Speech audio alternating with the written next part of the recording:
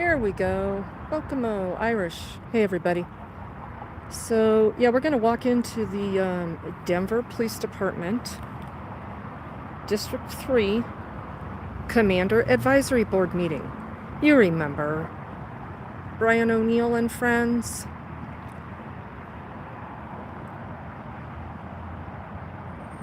No good will come of this. Sure it will. You will learn lots.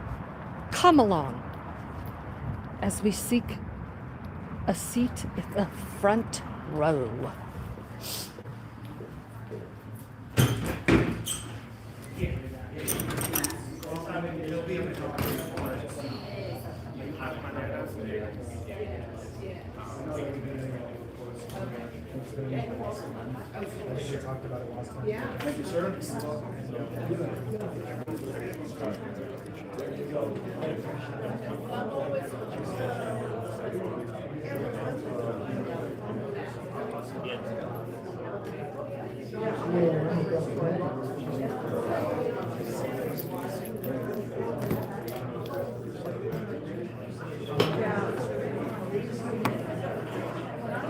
Okay, we got front row.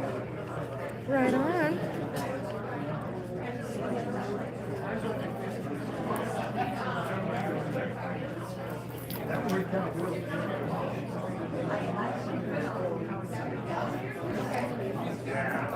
We're on a field trip. How is everybody tonight? So, I just want to hear what's going to be said tonight. And I got this wonderful gimbal. Any leftover cookies or cocoa? No. Oh, there's a package of cookies over there, though.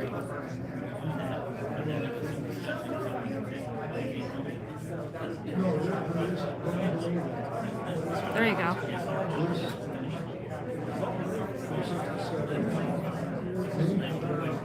There you go. Is that what you're after? Yes, everybody, welcome to the Denver Police Department, District 3 Cop Talk meeting. So, I have no idea what the agenda is this evening. No clue. Oh, Denver's got a new policy in the police department. You can have facial hair now.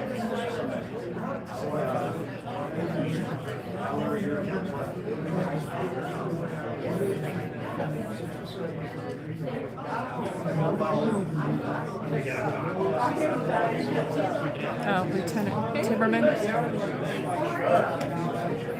Oh, yeah. Sergeant Bell. I mean, Commander Bell.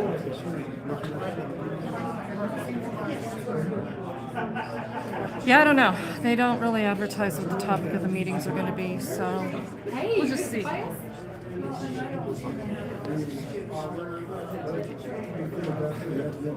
Okay. Let's do it.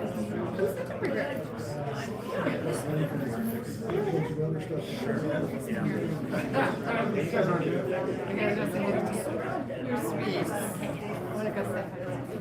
It's social hour.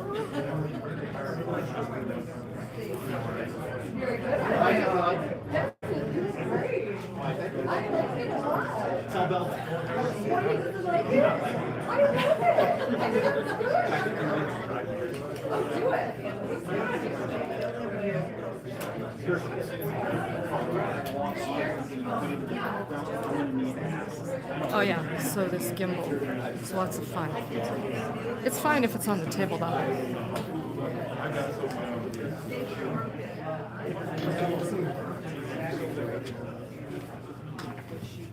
Good students sit front. Exactly.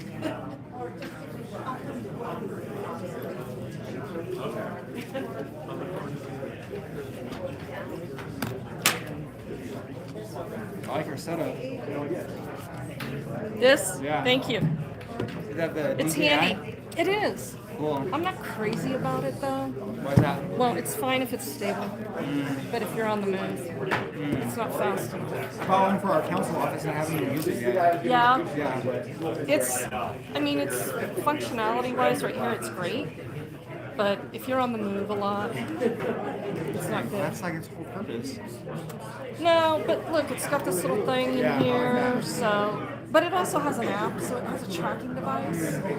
So if you're wanting it to be stationary and you want to give a presentation, it's great. Right. But other than that, I don't know. I wanted it more for being on the move. Yeah.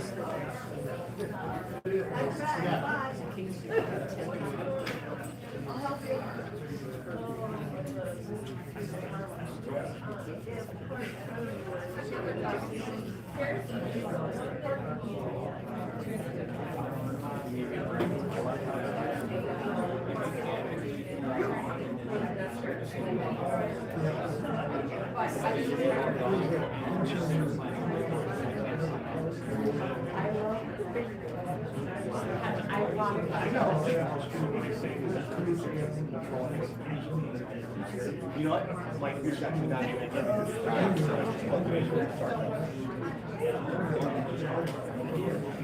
No, I'm just saying, like,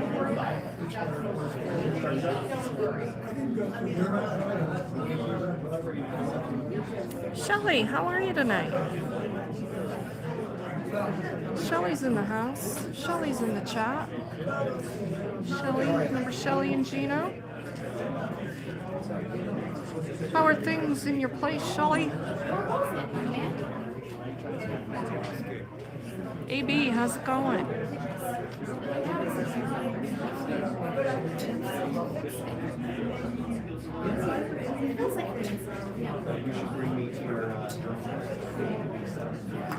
So, there's this interesting email that became a matter of public record. And her name is Dawn McNulty.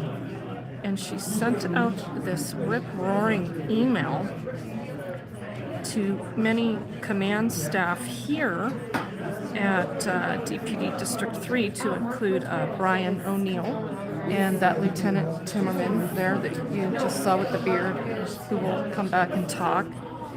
And she is just ripping on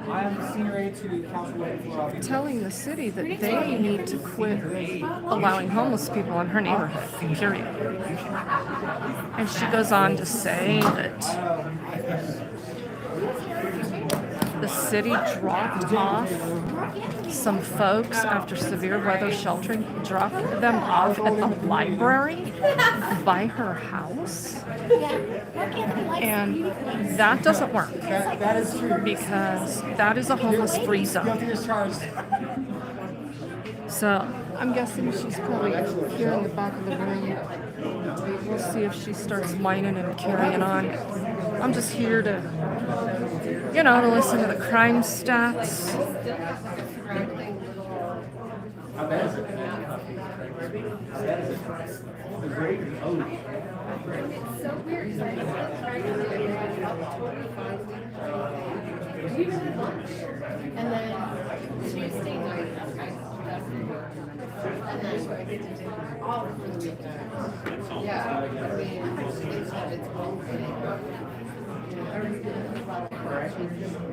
and it's cleansing. It's so pure.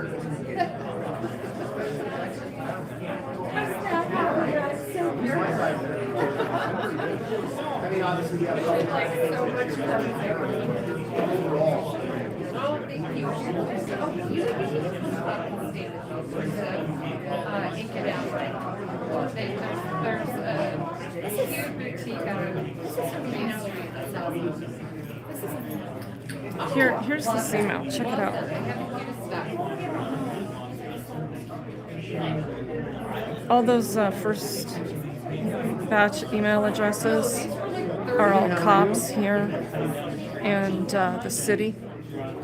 And then all her friends. Everybody's working hard. Everybody's like glad. Yeah, and it says, greetings.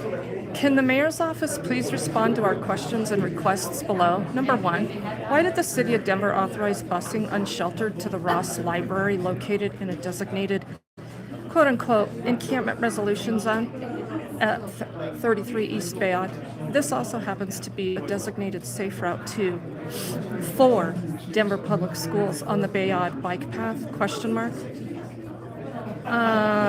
Number 2, and she's got this link. Number 2, can the mayor's office please inform all of city, Denver departments, agencies, and NGO partners that the Ross Library is located in a city of Denver designated quote-unquote encampment resolution zone, and referrals to this area should cease and desist. Within 2 hours of the first bus arrival, community members, merchants reported an ambulance, fire truck, and police on site at the library for a woman under the influence of illicit drugs that required medical attention. Now, gee, how did she know that? And look, it turns out when you go to the link, look what pops up. We were totally left out of it. Oh yeah, this is the Do Better Denver group. They've got, this is on X. They've got a page here and a page, I think, on Instagram, and they just tell lies. They just take pictures and post stuff. Oh look, so here, they saw the bus.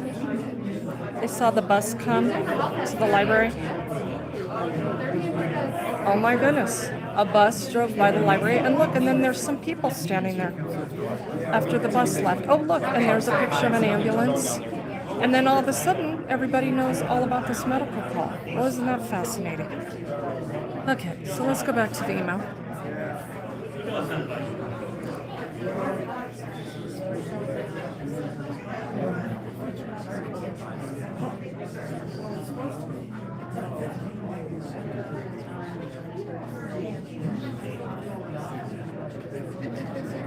Also noteworthy, the Ross Library is a National Historic Landmark with an anticipated Elevate Denver bond project. Right, you know, just more of your tax dollars. Due to Ross Library referral partnership with the Harm Reduction Action Center Needle Exchange Program, our collective communities are victims of open use and distribution of illicit drugs accompanied with violent crimes, crimes against persons, theft, arson, and an extremely harsh public health and safety environment.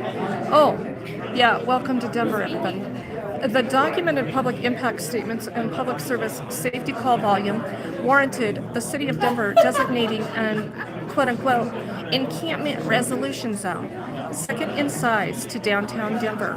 District 3 DPD Homeless Outreach Team with DPD ACT have diligently worked to engage unsheltered. We need to find out what the acronym ACT stands for now. They change their acronyms all the time. They try to do all this rebranding because it keeps the negative connotation off of social media platforms when they do bad things. So they're constantly changing their programming names.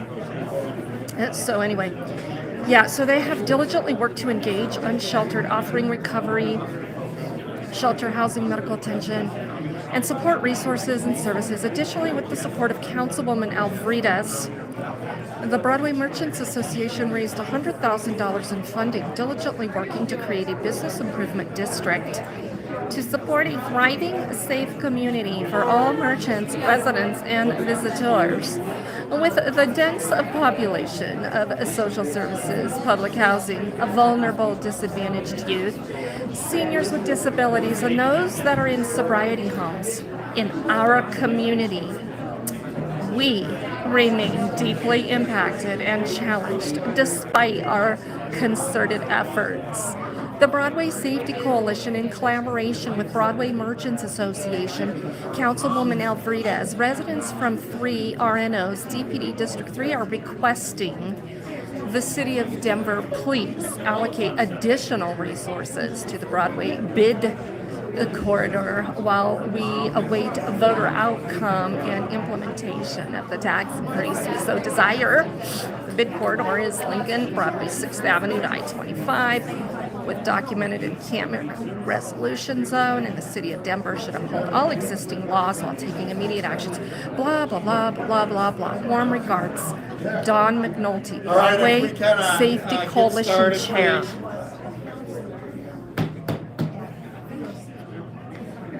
Welcome everyone to our second CAB meeting of the year. We have some special guests here. Our guest speaker is Sergeant Kane from TSU. He'll come up here and explain what TSU stands for and what they do for the department and your community. And with him is his Lieutenant Ponce Severa. Worked really closely with both these guys during my time in the fugitive unit and my time in major crimes homicide unit, and they've pulled me out of many pickles. So, Jeremy, you want to come up here? Yeah. Perfect. Good evening. I'm Sergeant Jeremy Kane. Sentinel's trying to log in. We're just trying to log on, and Lieutenant Ponce Severa. Just a real brief overview on Fusus. Fusus is basically what it is kind of an agnostic system that brings in different camera systems. Think of different computers, Apple and Mac. Sorry, I can't hear you in the back. Okay. It brings in different types of camera systems that are supported.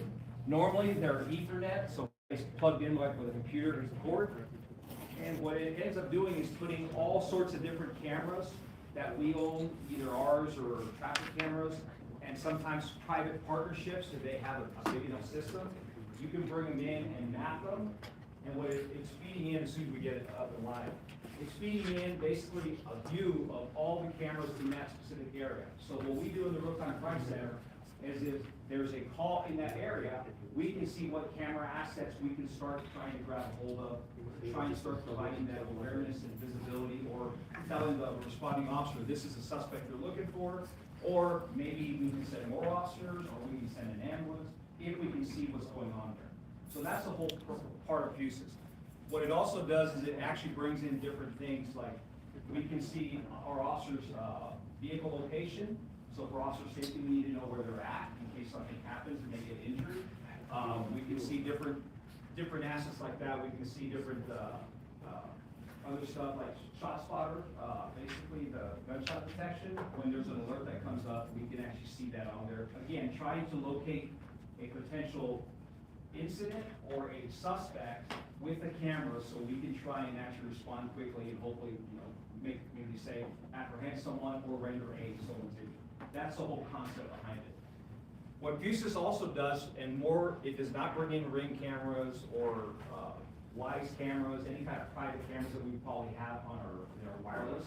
It needs to have a network connected DVR or NVR. It has to have an Ethernet plug on. Most systems are supported. There's a private partnership that I was trying to get the flyers for today, but they haven't correctly branded them. We're going to be pushing out a program, basically it's called, I think they're going to call it Crime Eyes or something like that. Other cities have done it with Project Greenlight in Detroit. What it does is it enables, not for us to allow us to monitor the cameras, but what it enables is basically for you to register your camera if you want to, and your contact information. So basically, if something happens in that area, the detectives can look on my map and they see, well, we have our own cameras here, didn't catch what we're looking for, any evidence of a crime, but I have several residents in this area that have a camera, and then they will send a message either to your email or phone number saying, Detective Severa, I'm looking for an incident that happened about this time. Can you check your system? And if you have any video, can you share it with us? Again, part of the same public-private partnerships so we can try and make Denver a safer community using what you have. We can't access your system.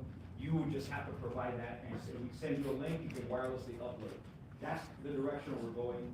We're probably hoping within the next month, we'll start getting those flyers out where you can register it. Completely voluntary, does not allow access to your system. We don't control it, we don't monitor it, we don't watch it. You share it with us if you want to, okay? And there's no cost on that.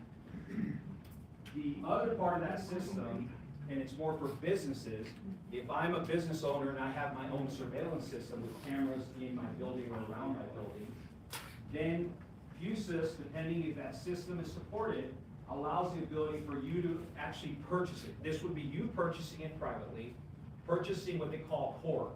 Basically, it's a device that drops in behind your network video recorder, connected on the internet through your internet connection. And then with that, again, depending on what levels of permission you give us, it gives us the ability to watch, to record, to view, or to actually see previously recorded video. And the whole concept of that, kind of like, and we'll talk about block in a minute, is basically we're building a different, more visibility and more situational awareness using existing systems, and it's part of a partnership. You already have it. There is a recurring cost, which is fairly nominal depending on the amount of cameras. If you're bringing in 180 cameras, that's significant. We recently have done that with Rockies. We were paying for that. We're bringing in Rockies cameras right now, and eventually, hopefully, Ball Arena, in Power Field. Again, if there's a critical incident, active shooter, we would be able to actually pick up those cameras and hopefully identify someone really quickly, and then we would be able to message that out to the officer. So that's basically what Fusus is in a nutshell. It does not have facial recognition. We're prohibited from using facial recognition currently in the city. It does not have any kind of anything intuitive where it says it automatically tracks people or does anything like that. It's not that intuitive. That might be the direction things go in the future. Obviously, it probably won't be here immediately, but that is something that a lot of these vendors are building into their systems. That is not supported in our system currently. So nobody's going to be monitored or tracked across the city just because they're wearing or they look like a certain way or something like that. Questions on Fusus? We're going to try and get it up and we'll show it if you log in. Does this system work with dash cams in cars? It does not. It does not. Could be adapted for that, that's good. Maybe long term. Right now, anything wireless, it has to be able to be plugged in. So an Ethernet port, like what you have coming out of your computer or router, that's what's requirement. So they can't. It's kind of a closed environment, having to do with Ring cameras. They can't like wirelessly grab the video and do that stuff. That's not supported. So the camera registry or Crime Eyes, if that's the name that is decided upon, that will be basically just put out. We'll message it out to the meetings here, and then you all, if you want to register and say I have cameras here, that's the extent. It's basically a point of contact saying, and if you want to consider it, we normally go and canvas for video, and there's a camera here. Let me see if I can. Sir, do you have video? And the next one. This is kind of beyond that. We're going to do that as well, but then now it's a virtual canvas. I can go in there with information that you registered and reach out for your help to see if you have any video that was captured of an incident or crime. Would the schools participate? That's part of it as well. Again, obviously I don't control funding, but that's eventually the direction that we're going. So we can be able to grab video from the exterior of schools, and then in an emergency, there's a process where we can actually hit a button, make a notification to wherever the manager, the stakeholder, the principal is, or they can actually, under certain criteria, we could grab them and notify them after the fact. But that's the whole purpose. We want to be able to respond immediately, having the most information, the best, and the best response appropriate, whether that's a lower response from officers to de-escalate something, or a higher response because we need more resources based on the floor. Sir. Is that also going to be tied in with South Metro? They have all of their monitors on that for governor's meeting room and everything else. For your monitors, do you have it set up here then? And I'm aware of currently not yet. There's a lot of other agencies that are doing something like Aurora has gone into the system, so in a crisis situation that's on the border, we could share video collaboratively if there's an MOU. But that might be, I'm not aware of their setup or their system, we haven't reached out. We're trying to engage possibly RTD, obviously DPS schools is our priority, that type of thing. Question on Fusus? Sir. Will you spell the acronym and tell us what it stands for? Fusus, F-U-S-U-S. And that is just their name that they came up with it. There's nothing, no specific abbreviation or acronym for it. So, it basically started on the East Coast. A lot of Florida departments are using it. Atlanta PD is using it. A lot of other agencies are going to it. And really all it is instead of looking on this system here and this system here and this system here, it tries to integrate everything here so I can see it on a map and see I have these resources available. I can click on them and start immediately capturing that video and actually providing that information. So they call it, the term right now, a single pane of glass, and all that information is there. Any other questions on Fusus? Do you have them? Yeah, I'm logging in right now. So it's kind of hard to see. I don't know with these lights, but, and these are not all camera assets. Again, these are different traffic boxes. We weren't building it, TS, our IT department was helping us. But basically, what you will see is like, you'll see icons for cameras. It's kind of hard to see, but you'll see a camera here, different icons for different, like, these are other like flock. The flock cameras are integrated in here. Flock is on a different system itself, but again, it's bringing us here and it gives us an alert so we can start trying to see, hey, here's a car. Where'd the car go that's stolen? There was wanted in a carjacking or wanted in a kidnapping, in the hopes of trying to locate and get officers in there as quickly as possible. So basically, it's nothing more. You click on the icon and you can bring up a camera, something out of the area. You can click on an icon, bring up this camera. Which one? Just here. These two? Yeah, just that one. That's your. Pennsylvania.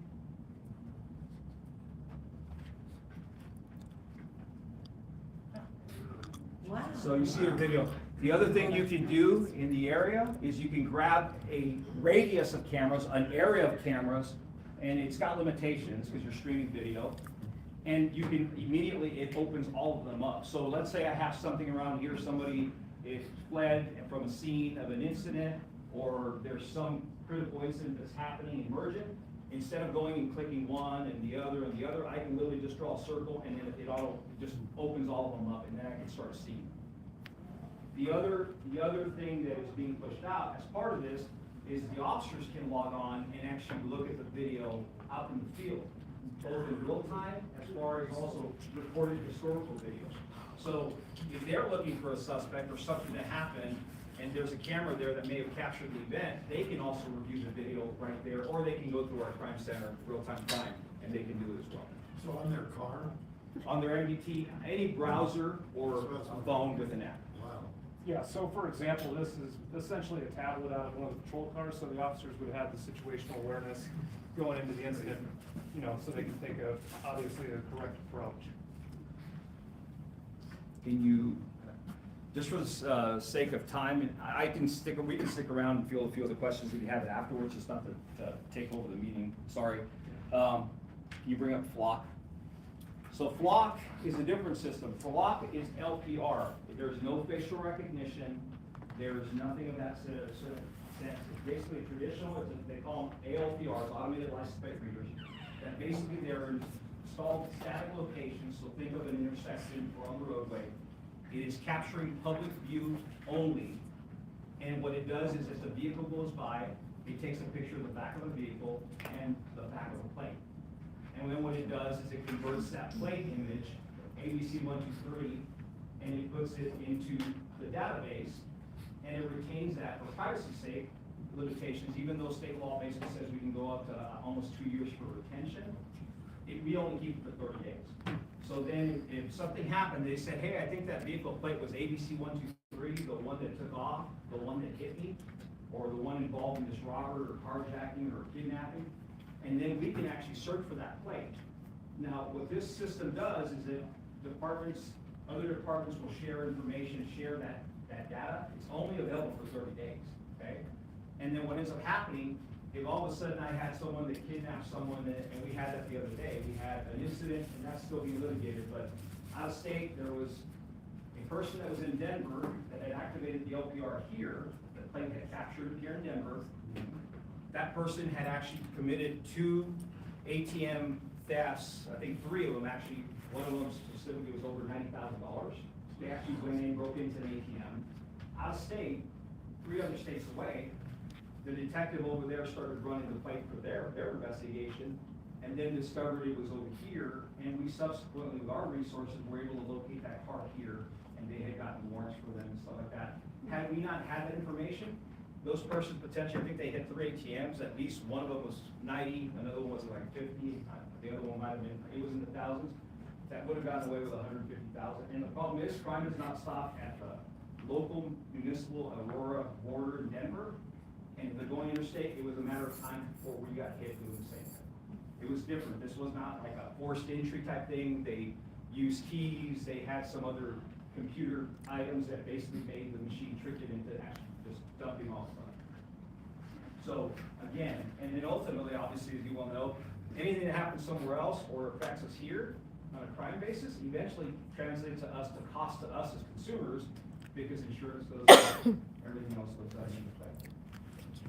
So lock is basically what that is. So what ends up happening, the only vehicles that are actually being, that there's a notification, so if a vehicle goes through those LPR locations, what ends up happening is it triggers an alert based on a hot list. A hot list is basically, was entered into NCIC, the National Criminal Information Computer, or CCIC, the state version of that.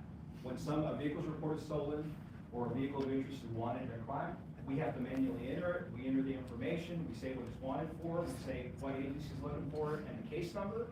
And then if the vehicle, they run the plate, or if it goes to the LPR, it sends a notification, hey, this car just went through here and it's wanted for a homicide. Flock has already helped solve robberies, homicides, hit and runs where it was a serious bodily injury and a fatality. It's helped because it documents that a vehicle was there at a specific time. And then it allows us to try and get a lead on that car, or to try and find out, hey, within the 30 days, where else was it seen? Is there a possibility that it lives around here or it goes back and forth to work? That type of thing. So it's been very valuable to actually intervene in crime. And I think to date, I was doing the stats earlier today, I didn't finish them, but I want to say there's been over 230 or 240 arrests utilizing that system. There's been 150 vehicles that have been recovered that were stolen or wanted for a crime. And officers aren't always the best at documenting stuff. When I ask them, can you just send me an email or keep track of that? Because they're busy doing paperwork and other stuff and responding to calls. But the value of the cars that have been recovered that were stolen, and that's a low estimate, it's probably close to $1 million worth of stolen vehicles. So it is a very effective system, and it also allows collaboration between agency to agency, because they can actually say, we're looking for this car, and guess what? We've had them where they come in this way, and our officers are already aware and have an area that they can start their search and try and intervene before they go and commit other crimes in our city or other cities. Now, Fusus and Flock, like I said, Fusus, you could pay a private partnership, you can pay and bring in the system, your cameras, if it's supported, mainly business, not really residential. Flock has a similar thing. In fact, I talked to a gentleman back here where private entities, HOAs, businesses can actually purchase Flock LPRs yourself, and then you can choose to share the data with the police department. You don't ever get CJIS information, criminal information. You don't receive that and say, hey, this car was stolen for this. You don't know that. But when the car goes through on your property and it hits a Flock LPR, we get notified that that car is there and hopefully prompts a response, quick response, to try and intervene or intercede in any potential criminal activity. Yeah. So there is a model for Flock for private businesses to purchase those LPRs. And they've been HOAs are very popular about securing that, about doing that, and that is an expense that's funded by Flock, not by the department. So it's, again, part of the private partnerships to try and actually make our community safer. Sir, ma'am. I just have two quick questions. One, can civilians see this map of where everything's at? I believe it's on the transparency dashboard. There's a portal that if you go into denvergov.org, and if you end up going into the police department website, there's a section there on transparency dashboard. There's sections for like IA complaints and all sorts of stuff. All that stuff is there. So it tells you how many reads, how many vehicles have been read or scanned. Great. And it also tells you basically how many, I think it's telling you how many arrests. So I believe there's something on there linking it. Now, we're not really wanting to divulge and say, they're right here at this intersection, Yeah. because what ends up happening, crooks are smart too, they adapt. So either they're gonna start going around there, or they're gonna start damaging our equipment, which has happened already. Yeah. So again, we wanna be transparent, but at the same point, there's operational security that we have to worry about. Okay, sorry, just one other question. Yes, We're on the Broadway Merchants, South Broadway corridor, lots of crime, so I know a lot of the merchants would probably be interested in this. Do you have anything that we can I share can give with you them? I can give you my card if you want, you can reach out to. I spoke to Luke at the Broadway Merchants Association. Oh, good. So I got that information, I'm just looking through it, and then we'll hopefully have that soon to you guys. Yeah, I mean, if there's like any information that we can deliver at a meeting, I'm sure many merchants they already have a lot of gear. Right. And if it can already just easily be interfaced, I know they would probably appreciate that. Absolutely, and I've already provided Lieutenant Timmerman and Lieutenant Sandoval with some, because they've actually expressed some contact. So Flock has a government side, and they have a basically private business side. So they already have contact, and now I can provide you that contact information on how to get that conversation started, because it's different. We're not involved. You put them up wherever, obviously there's permitting involved with the city on Dottie's side, but the police department doesn't take the lead on that. That's kind of a separate entity. And then you can even choose not to actually share them with us if you want, which is kind of counterintuitive, because that's a whole part of it.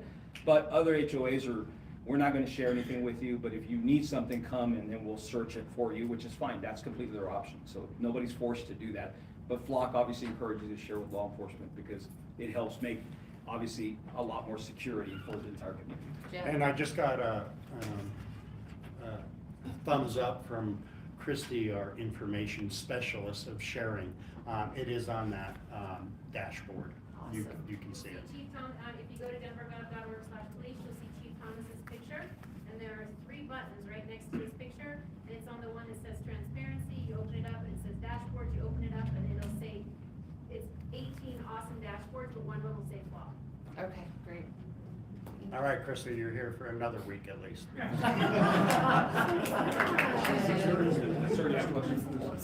Is there a video component to this, so that if the officer's driving down the street and he sees there's the first one, that 111, I'm assuming is a camera number? Yes. On Chambers and wherever they are. Right. Can he click a video so he can? There's no video, there's a still image of the back of the car that is actually captured. Along with that, it shows the location, the GPS, the date and time the car went through. But the officers can receive that information. They're receiving it either logged in on the MDT or on a phone app that gives them a notification that says, here you go.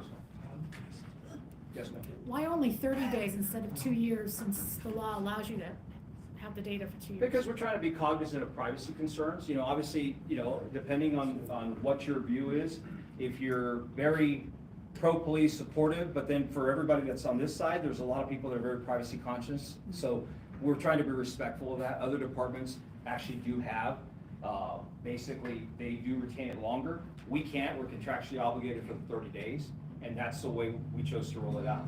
In the future, maybe that's a different conversation, but right now, that's the contract and that's the way it runs.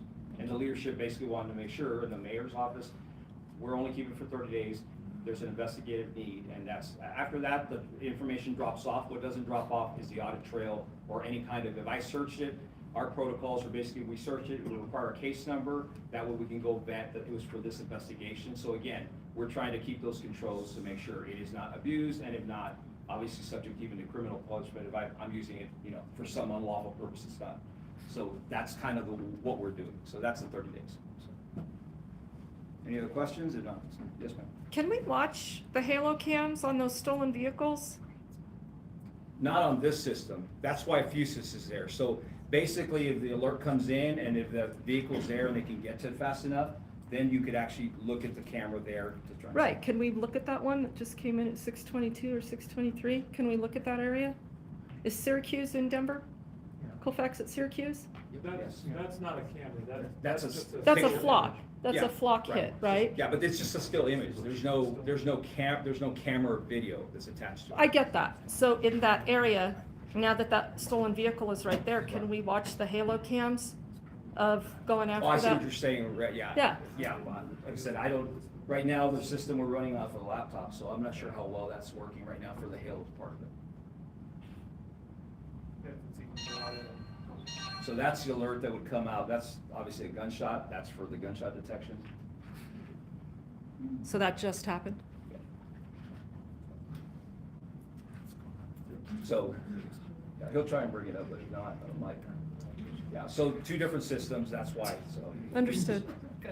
I just wondered, like, who monitors that and says, okay, The there's a real-time hit crime center. here, and then we're gonna go watch Right. us recover this car. Right, the real-time crime center. Well, and then obviously, any recovery may not be happening right where that video or that image was captured, because obviously they're passing through, and unless they stop, oftentimes the result is, I know I'm in a stolen car, I'm not stopping, and then obviously we have to follow our chase policy, or obviously maybe they pull over, then it might happen right in front of it. But I can tell you from experience, usually it doesn't happen directly in front of where it was captured or scanned. Sure. And also, the Halo system is separate from the flock cameras, so just because it's coming up on flock doesn't mean we'll have Halo video at that location. And that'd be the location, and we don't even have a halo camera in that area. What are the questions before, so that way I don't want to think we've talked enough. What was the cost of implementing all of this? I honestly, I'd have to pull out. I'm not the money guy. They just tell me, get it done, and it's budgeted. So since it was a mayoral initiative, basically that was pretty much already discussed. But I can tell you, from an infrastructure perspective, all these are cellular-based, cellular-connected, so we don't require to run cabling or run connectivity. All that is handled by the company. They're maintained and serviced by the company. Yes. It's basically a lease. It's a service. And everything, that's kind of a model for anything nowadays, and I think in most systems. And that is service, basically software as a service. So, sir.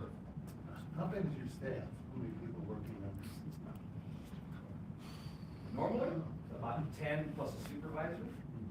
We're trying to grow that. We're a little understaffed right now. But again, we're trying to leverage, do more with less, especially with our recruiting challenges that we're facing. I think it's turning around. But part of that is the same thing, using technology to try and augment and, as of course, multiply, if you will, to try and actually do that. So. Ponch, can you explain that that's a combination of sworn officers and CSA employees? Correct, yes. And well, I have 10 full-time allocated staff members for the real-time crime plus a civilian supervisor. And then Jeremy is their sergeant, and Sergeant Kane, has 4 other detectives assigned to a different duty, but they all work kind of collaboratively. But they're not the ones directly monitoring the camera. That's real-time crime. Sir. Lieutenant, there was a quadruple stabbing on the 16th Street Mall. How much was your real-time team involved in the cameras right around that? They were involved sufficiently. We were having some staffing issues that day. We had one person working at that time, but we were able to provide images. The problem that's going on in the mall right now, there's a lot of construction going on, and a lot of those cameras that we have, we rely on a wireless backbone, so when they decide to take out a pole and knock down power, that breaks the link. And in some of that area where that did occur, camera coverage was limited because of the construction. But it did play a role. We were able to provide photos, fairly quickly. They weren't the greatest photos, but that was part of it. Thank you. So, ma'am. I live in an HOA community where about 2 or 3 years ago, the board installed the flock at the entrance. And it's not inexpensive. And what we were told is that we had to register our cars so that they would know which license plates belonged or not.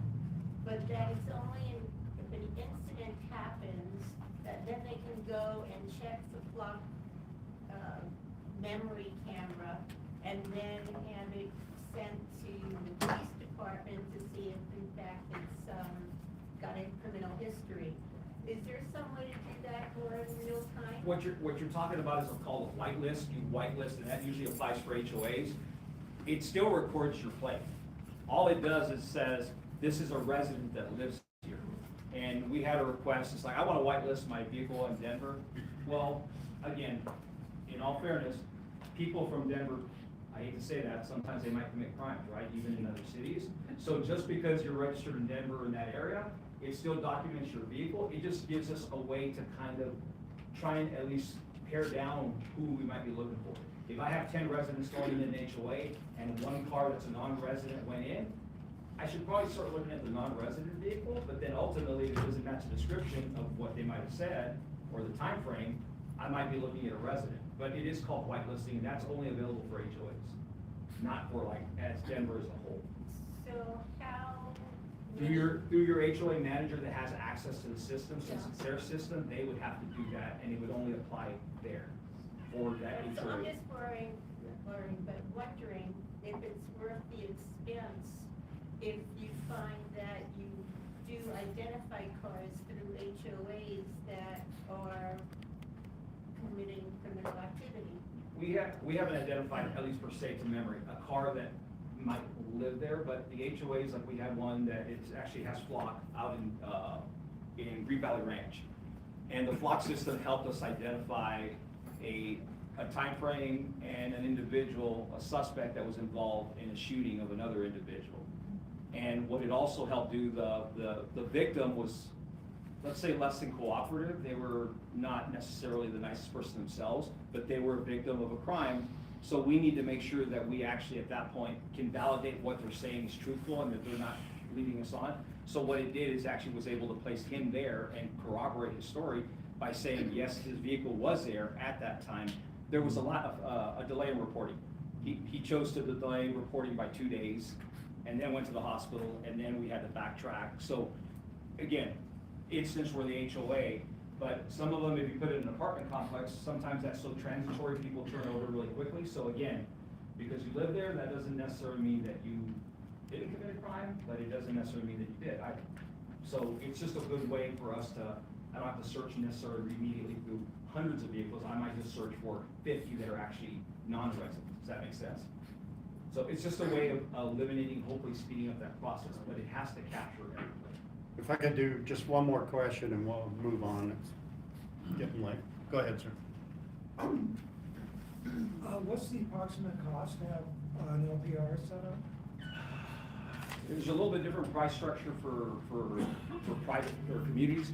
I believe it's anywhere from $3,300 to $3,600 per camera. And the first year, there's gonna be additional installation costs. So if you have the infrastructure, if you already have the poles there, they're solar, so they don't have to worry about power. But if they have to put a breakaway pole, sometimes that's required by permitting, then that would be a fee that's involved, so. Thank you. All right, well, thank you. I appreciate you guys coming down here. I think we could go all night. It's incredible technology, and us older officers wish we had that. We could have been a lot better crime fighters than what we are. But it's a great tool for the new generation of cops, and it's paying off in dividends. We've done a lot of activity on the Broadway corridor, solved a lot of crimes from there. Going into our Officer of the Month of December, Officer Ukin and Officer Donkin were working as a partner car on the 19th of December. At approximately 11:50 hours p.m., officers were conducting extra patrol in the area of 3rd and Santa Fe. And when I say extra patrol, that's that proactive police work officers do when they're not going call to call. When they observed a vehicle with obstructed plates in a high crime area for auto theft. That kind of relates to the subject of low-level traffic enforcement that we've talked about, and some people have concerns. We're still allowed to do low-level traffic enforcement, but we pair it with other reasonable suspicion, a high crime area. We've had a extensive auto thefts in this area. So these officers, knowing their policy and knowing what they're doing, they go ahead and initiated a traffic stop. When the vehicle came to a stop, a driver attempted to walk away from the vehicle. Officers were able to contact the driver, who claimed that the vehicle did not belong to her and belonged to a friend. While the officer was speaking to the driver, Officer Donkin noticed extensive damage to the steering column of the vehicle, which is indicative of auto theft. Officers cleared the VIN and the vehicle identification number of the vehicle and revealed the vehicle was reported stolen. Officers requested a tow truck to have the vehicle towed and held for fingerprints or processing by the crime lab. While officers were conducting an inventory search of the vehicle, and inventory searches, we're responsible for that vehicle. So when we take it into a pound, we have to know what is in that vehicle, any valuables, any weapons. So they're doing their inventory search of the vehicle. Officers located an identification card belonging to the person they just stopped, and upon clearing the name on that ID card, it was discovered the driver had numerous felony warrants and had provided officers with false information, false name. Officers continued their inventory search and located a firearm, 7 different large amounts of suspected narcotics, large amounts of cash, and scales consistent with narcotics distribution, and various credit cards belonging to other people. The driver was taken into custody and held on the felony charges. Great example of proactive police work, some little attention to that Baker neighborhood, and identifying a stolen car and obviously narcotics dealing. Can I ask a quick question? Sure. Since that's right at the location where, you know, known drug deals happen often, across the street is that apartment building or whatever's going on over there? Was there any investigation or did it? On this one, and one of the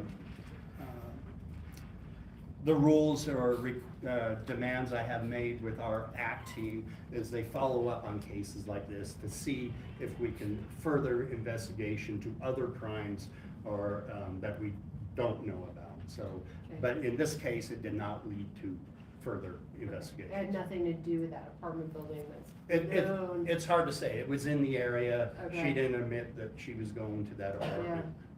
That's a known But spot. that's something we always follow up Awesome. on. Yeah. We don't just stop at the arrest. To the people that are new to the cab, just a little map of District 3. District 3 is the largest district in the city. It's divided basically by Colorado Boulevard until it hits I-25. You have Sector 1 to the west. That's overseen by Lieutenant David Timmerman, who's here, technician Kate Young, she's not with us today, and the Community Resource Officer, John Silva.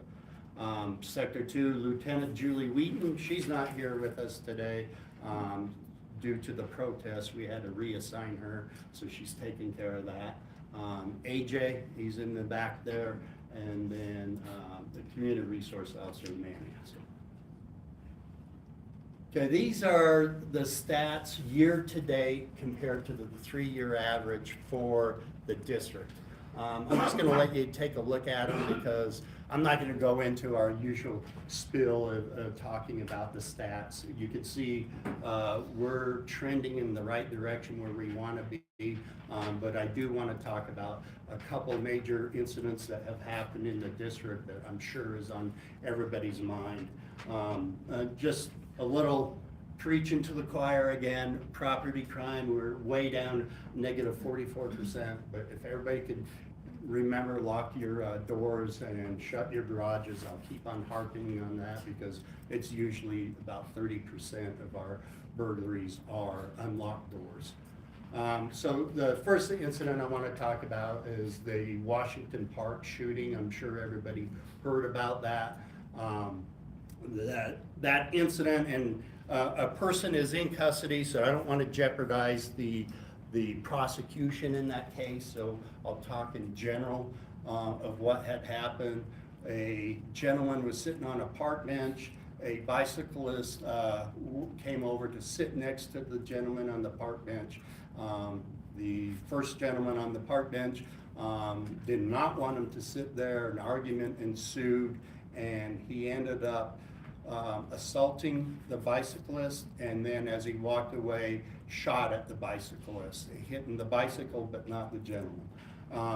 He continued to walk away, and he turned to shoot at a female that had just been in the area, missed her and struck a gentleman, and he was transported to the hospital. He's expected to make what the doctors have told us, a full recovery eventually, but extremely serious. The suspect began to hide through the park and then eventually made it to a car.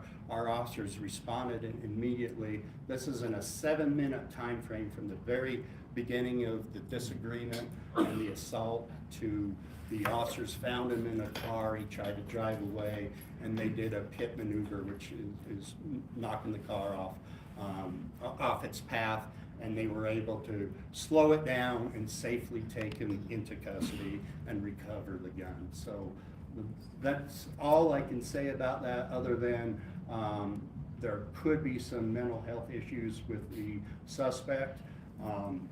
And the suspect did not have a extensive criminal history at all. Okay. The other thing I wanted to talk about is what happened today with the federal agencies doing activity over 800 south of Oneida. It's on the news. Denver police wasn't involved. We will never be involved in immigration enforcement. Colorado state law prevents us from being involved unless there's a criminal activity warrant outside of the immigration. There's also city ordinances that prevent us from that. So while they were doing their operation, your District 3 police were taking care of the day-to-day calls and addressing those problems. That was a major operation and made both local and national news. But want to emphasize that we were not involved. Denver Public Schools was concerned that we were involved. We were not involved. And it had the investigation that the federal agencies were doing didn't go to any Denver public schools, and I don't expect them to ever go to a Denver public school. Does that clear that up pretty well? Yeah. All right. Sorry, I have to talk in general terms on both of them because they're ongoing investigations, and then we have a prosecution concerns on the Washington Park shooting. So we don't want to jeopardize any possibility of conviction. Do we know if there were any arrests made today with DA and ICE and? There were arrests. I know they were in conjunction with the immigration enforcement they were doing. They had a separate narcotics investigation dealing with fentanyl. So, in same area. So there were arrests. I don't know how many. We're not part of that. They don't even tell us when they're doing an operation because we're limited. Ma'am? Was it that a week ago that there was also a news item on Quebec in Mississippi about a big coordinated drug? Yeah, that was based around DEA drug enforcement. So that was not an immigration-centered operation. It was a drug enforcement operation. Once again, we were not involved in that. No, we didn't have Denver officers there. So is there follow-up to clean up that whole area? Yes. Separate of what the federal government, the DEA is doing, we have our own investigations going on in that area. And that's one of many of the areas that I pay close attention to. All right, with that, he's not Julie, but he's second best, so we'll have a, actually, we'll go with Dave first, sorry. So. Am I better? Yeah. Well, hi, everybody. I won't go too long because it seems like we're kind of running a little late as it is, so I'll just kind of make it somewhat quick. Most of you have been here before, so you know I'm in charge of this whole area. Pretty much everything from Santa Fe over to Colorado goes down a little bit, with I-25. So it's a pretty big chunk of the district, a pretty big part of the city. So these are numbers, my spiel. I usually go through it every time because even though most of you are here regularly, some of you might be for your first time, so everyone always wants to know. Person crimes, property crimes, and public crimes. So it's fairly obvious when you really think about it. Person crimes are anything where a person's a victim of crime. I was assaulted, I was robbed, things along those lines where a human being is the victim of that crime. Property is again just that. Property is the victim. The house was burglarized, the shoes were shoplifted, the car was stolen, things along those lines. Public, that's a little bit more confusing to people. It's when kind of the city or state is the listed victim, a drug offense, maybe a criminal traffic offense like a DUI, things like that, where not necessarily a specific person or a specific piece of property are the victims. Those end up being our public crimes, and those we don't worry too much about what the percentages on raising and lowering that is, because a lot of that has to do with proactive policing and how much extra time the officers had. So when these go up, it's not necessarily a bad thing. It might just mean the officers were out there working, trying to make the community safer. So this time of year, I don't really worry too much about the percentages because the numbers are fairly low, so every little percentage and every incident makes those percentages jump up and down quite a bit. You will see that 3 out of the 4 precincts, the person crimes have gone up. This for a 5-week period, the first 5 weeks.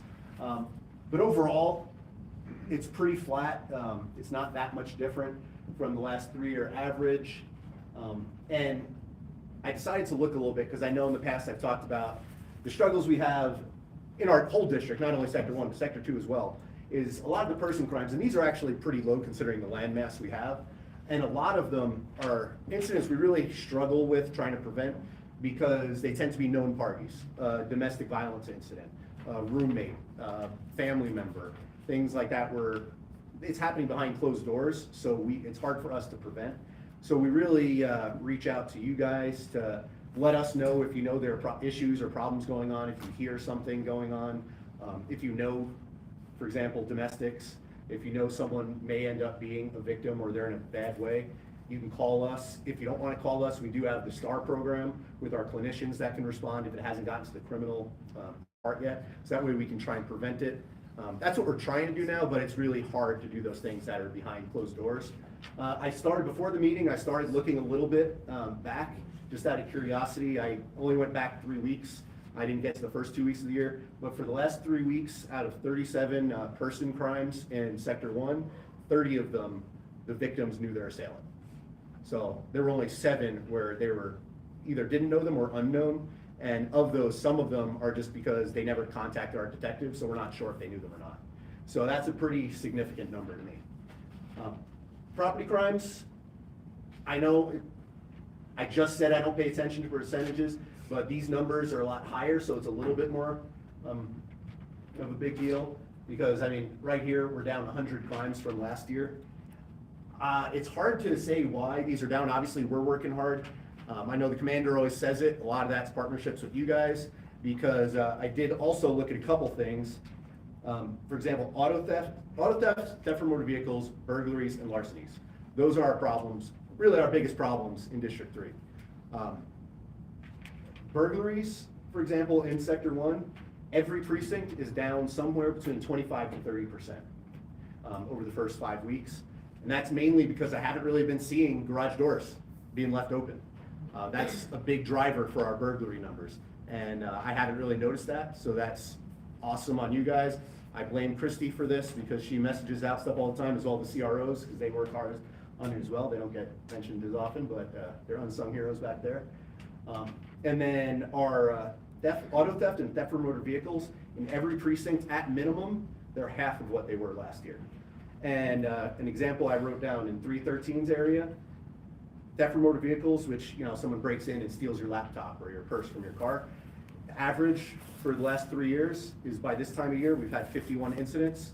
This year we've had 17. So those are some drastic changes, and I don't really see that as mostly what we did. Like I said, it has to be things that you guys are doing and doing with your neighbors. Obviously, there are other factors. There was a big auto theft ring that was prosecuted last year that led to some of those numbers, but I don't know. That's just what I'm seeing from there. And I think I'm going to move on to some questions because, like I said, time is running a little short. So if anyone has anything for me. David, working at the counter here, it seems like January was National Hit and Run Month. It's every other call is like that. Where does that show up? Hit and runs. I'll be honest with you, I'm not 100% sure. I'd have to look that up. The traffic stuff is a little different, Okay. so I'm not 100% sure how it's tracked. That's all good. Okay. Good question. All right. In that case, I'll give the not as good Julie. Thanks.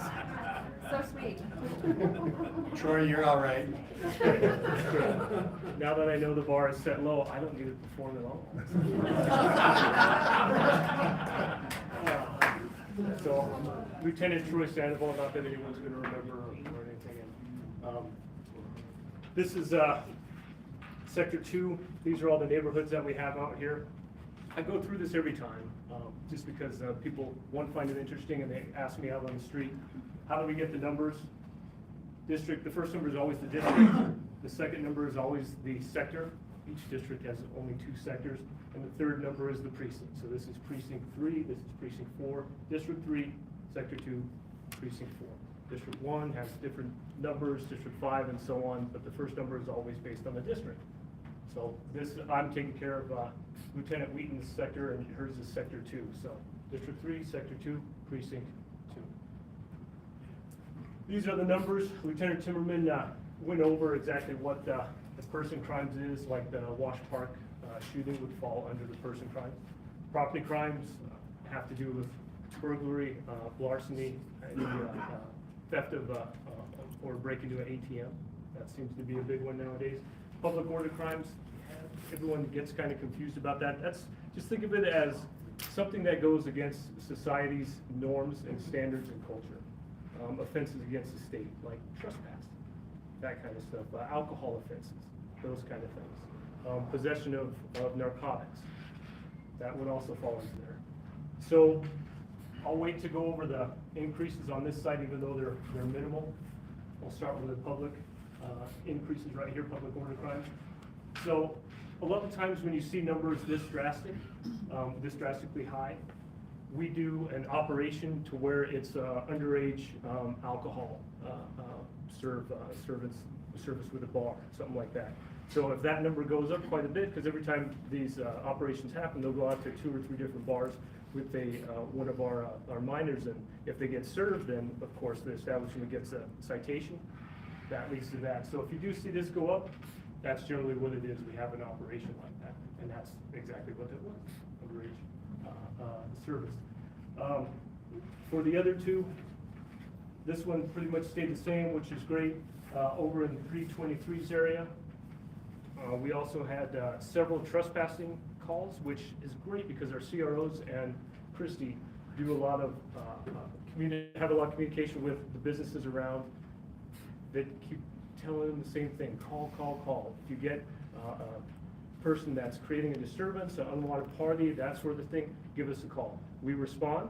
We go down there. Someone wants to sign for trespass, or they have a trespass agreement on file. We issue the person a trespass citation. Of course, that leads to an arrest, which we search, and sometimes they have drug paraphernalia on them, and then they get a drug charge. Both of those are public order crimes. That's going to drive that up. Over to the person crimes. We'll start with 321. 321's area, a lot of people get concerned about this because they see person crimes. Oh my goodness, I could be involved in something like that. And the probability is very low, but I want you also to keep in mind that what this isn't telling you, because it's generalizing, is how many of them are known as far as like DV, roommate, family disturbances. You have to see the statistics over Thanksgiving weekend, holy cow. But a lot of people know the assailant, a lot of people know the other person that they're getting in a fight with. Just to give you an idea, for 321, out of the 33 that we have, 9 of those were domestic violence, which the best way to combat domestic violence is education. If a person knows how to calm themselves down, has resources available, whether it's therapy, not self-therapy like alcohol or any drugs or anything like that, but therapy, or calling a hotline saying, hey, look, this is what I needed, what I'm going through, what can I do to help that, going for a walk, anything to mitigate their temper.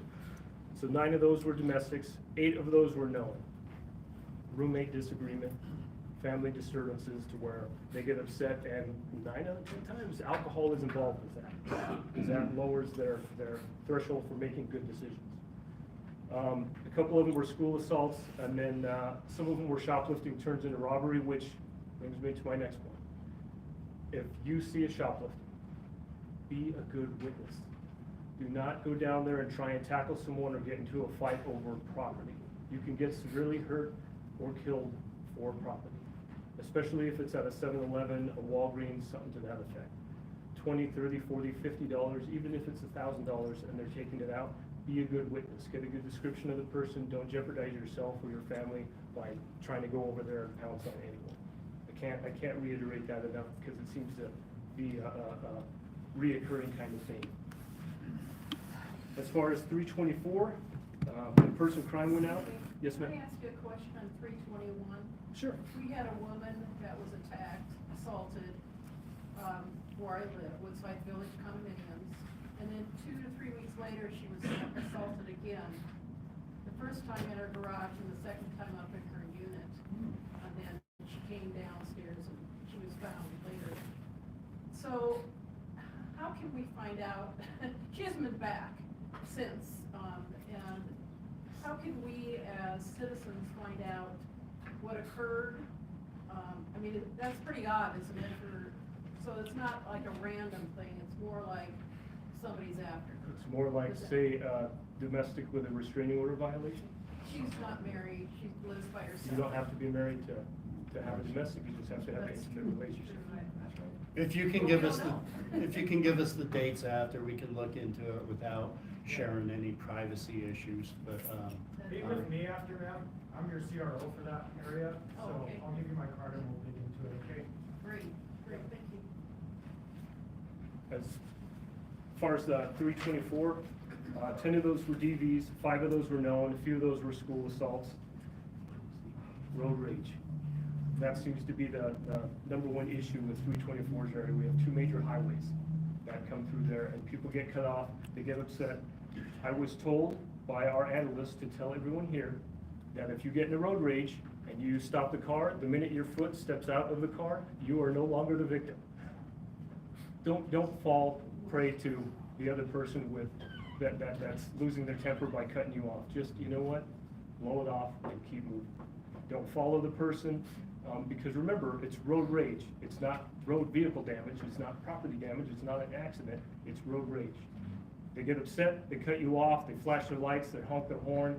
Don't take it personally, keep moving on. Most of the road rages that we have generally don't end well. It ends with either someone getting hurt or property getting severely damaged. So please, just, and don't take out your phone to take a picture of the person that almost hit your vehicle, that got you upset. None of that stuff. Just let it be and carry on. What were the people doing involved with road rage? I am glad you asked because I wrote that down. Okay. So much for third-rate lieutenant. All right, so the first road rage, the victim followed the suspect. And then when they pulled over, a gun was drawn by the suspect. That was a bad choice. The second one, the victim took a photo. Suspect got upset, got out of the vehicle and smacked the victim. The third one, the victim pulled over to confront the suspect. Once they both met and departed. Remember, the minute your foot gets out of the car, you are no longer a victim. and what the lieutenant means by that is, these have to be presented to the district attorney, and they have to go in front of a jury and prove beyond a reasonable doubt that the crime happened. The hurdle happens by when they step out and walk towards them. Now that person can make a claim of self-defense. They were in fear for their safety. Absolutely. Besides that, and for the sake of time, I'll answer a few questions, but I'll be here afterwards to answer anything else. Yes, ma'am? Not a question, but granted, we're Denver. I'm a retired domestic violence counselor. The 2 biggest days for DPD cases are Valentine's Day. Expectations are high, which is really dumb. Like, you don't want me to do and give you a card, but it was a big 2 weeks. And Super Bowl Sunday. We won't get that in Denver, but when I was a counselor, we had John Elway's life was threatened because they didn't win. It was just dumb. But Super Bowl Sunday, and I worked at Sam's on Broadway. We had 2 women spitting on each other and pushing each other in potato chips and popcorn over Super Bowl. And I'm like, Absolutely. yeah, so we called 911. That's good information to know. I did not know. Yeah, and that's really great, if there's expectations. Yes, sir. To support you guys, we live in a townhouse association. It's required if you're going out on a disturbance, that we have signs up that say no trespassing. And so we've got our signs up now, but that's to help you. And it means that now you can come out legally because you have trespassers, but we gotta put the signs up. There are certain stipulations you have to meet for us to be able to enforce trespass. Once you meet those, it makes our job so much easier. And it's not that we're gonna go over there and snatch the person up and take them to our DDC, our jail, or anything like that. We're gonna go over there, we're gonna contact them, we're gonna figure out why they're trespassing. Do they need resources? Do they need any sort of mental health help? We're not the old, beat and move on kind of police department. We try and help solve the actual root cause of our problem by offering an immense amount of resources, especially in our P&I areas or our hotspot areas to where we have officers going out there constantly. We want to get rid of that. We want to solve that so that we don't have to spend so much time and effort over there and divert so many resources. One more question? I have a question over at 323 on Dayton Way. This last month, we had an interesting thing where we had a Denver sheriff showed up with tow trucks in mass and was towing vehicles off the side of the road. And they said that this was an operation that they ran but would be posted by Denver PD. And we could never find out where that was posted, where that started, where that emanates from. And this is just showed up, they must have towed 100 vehicles off the street. Troy, can I take that one? Absolutely. Yeah, that was an operation that was done by the Denver sheriffs, and they asked for our assistance in that. You talked about it at the last cab. They identified cars that were not registered, no plates. It's something we hear all the time. So the Denver sheriffs went in there and towed 90 cars. I think it's 89, but approximately 90 cars. Those cars are taken to the pound. The owners, the rightful owners, need to come and show registration, insurance, a driver's license, and proof of ownership.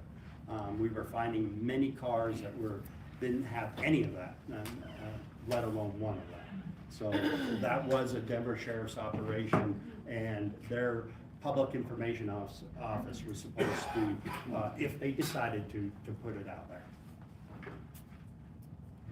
Does that answer your question? Somewhat, we couldn't find where it was posted. It seems kind of strange, given that there is, a lower level on, if you're driving, you get pulled over with plates and like that, your car's gonna be towed away.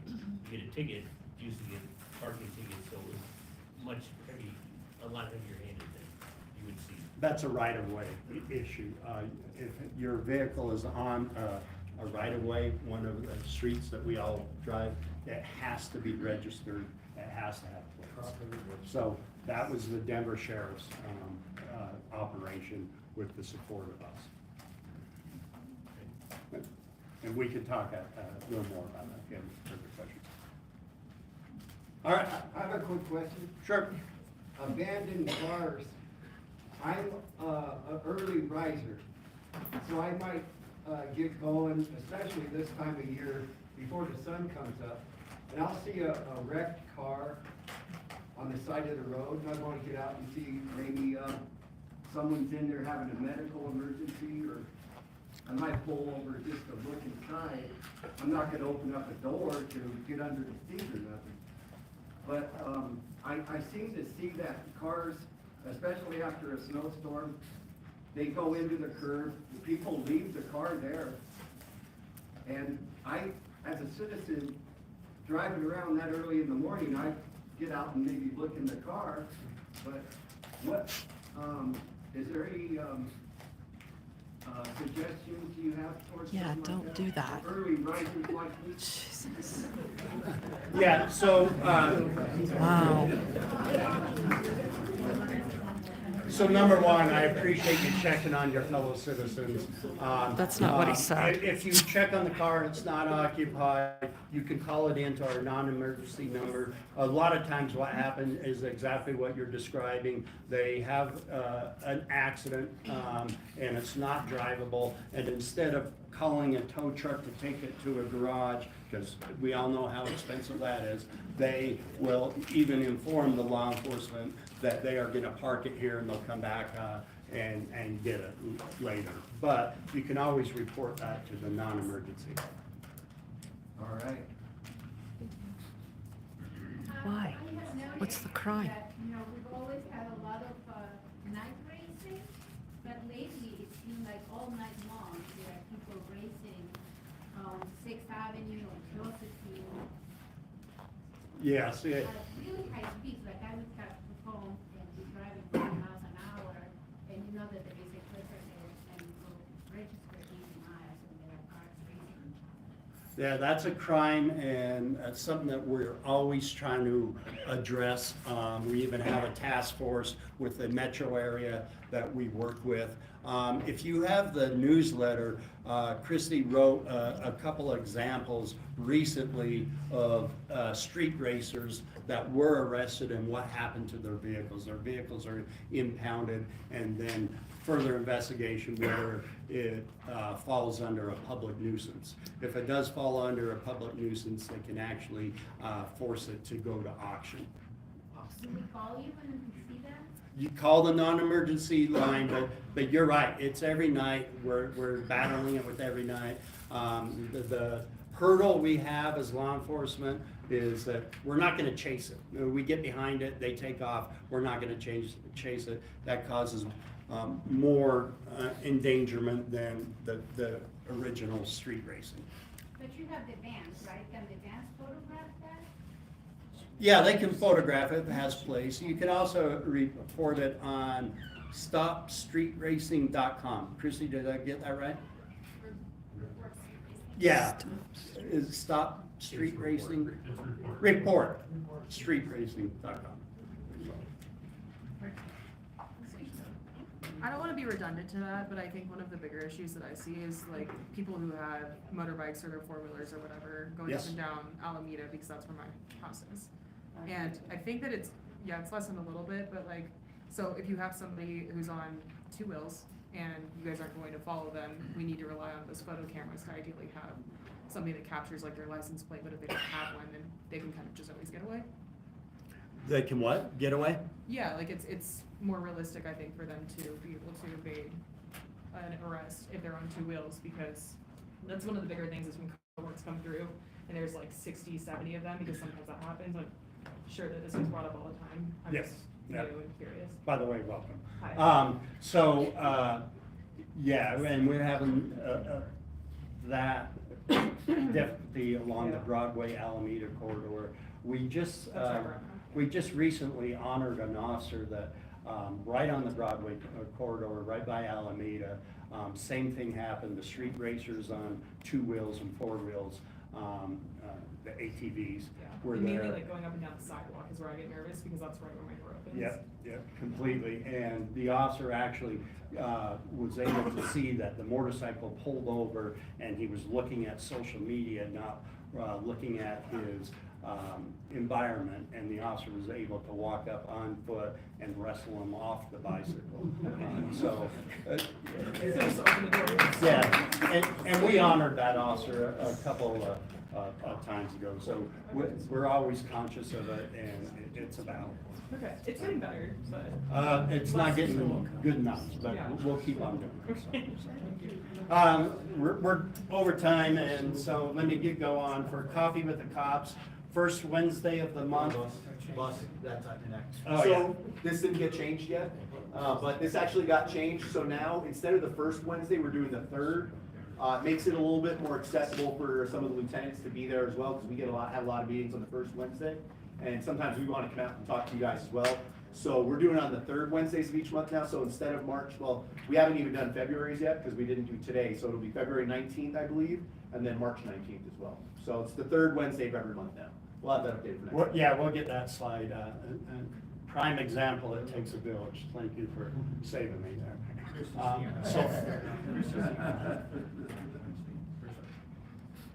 Christy, you want to come up and explain that? Hey everyone, for those of you that don't really know me, my name's Christy. So we have a great opportunity for those of you that live down in sector 324, 323, at the Target right there at the corner of Tamarack and Hampton. We're gonna do a tune-up. So if you know any friends, neighbors, family members If they have one of the qualifying cars, they can come pick up a free club while supplies last. They can register for Denver Track. They can register their bicycles for 529 Garage. And while supplies last, we can put in the theft deterrent license plate screws on site. Just a note to everyone, if you Google Channel 7, there was a great recovery story we had from a community member. Did you see it? Did you see the story? So a community member had his bike stolen. It happened real quick. He went out into his garage. He was trying to get something out of the cupboard. He opened his garage just to get some light in there. 10 minutes, shut the garage, had no idea in that time somebody had come up and snagged his $6,300 bike. And so he reported it stolen, but he used the wrong serial number. So then our sergeant, who is in charge of our bike property room, ran it through, found it in 529 Garage, and he got to come to District 3 and get his bike last week. So it's a great story. So definitely, if you know people that have bikes and they're not registered, please encourage them to do so, just in case. We have a Coffee with the Cop 2, same corridor, on our Hampton corridor. That's the Happy Canyon Starbucks. For those of you that know that area, we'd love to see you there. And then there's one more. Sorry, is there one? No. Oh, okay. Perfect. And Sure. Me? Megan, do you mind? No, not at all. Hi, everybody. I know we're late. We're running past time, so I'll go very quickly. My name is Megan Pletcher. I'm the Executive Director for the Denver Police Foundation. We are a nonprofit that supports the Denver Police Department with equipment and training needs not met through the city budget. I'm sure you hear from Command all the time about funding and things like that. So our organization is a registered 501c3. Next week, the 13th of February, we are hosting a fundraiser at the Denver Police Crime Laboratory.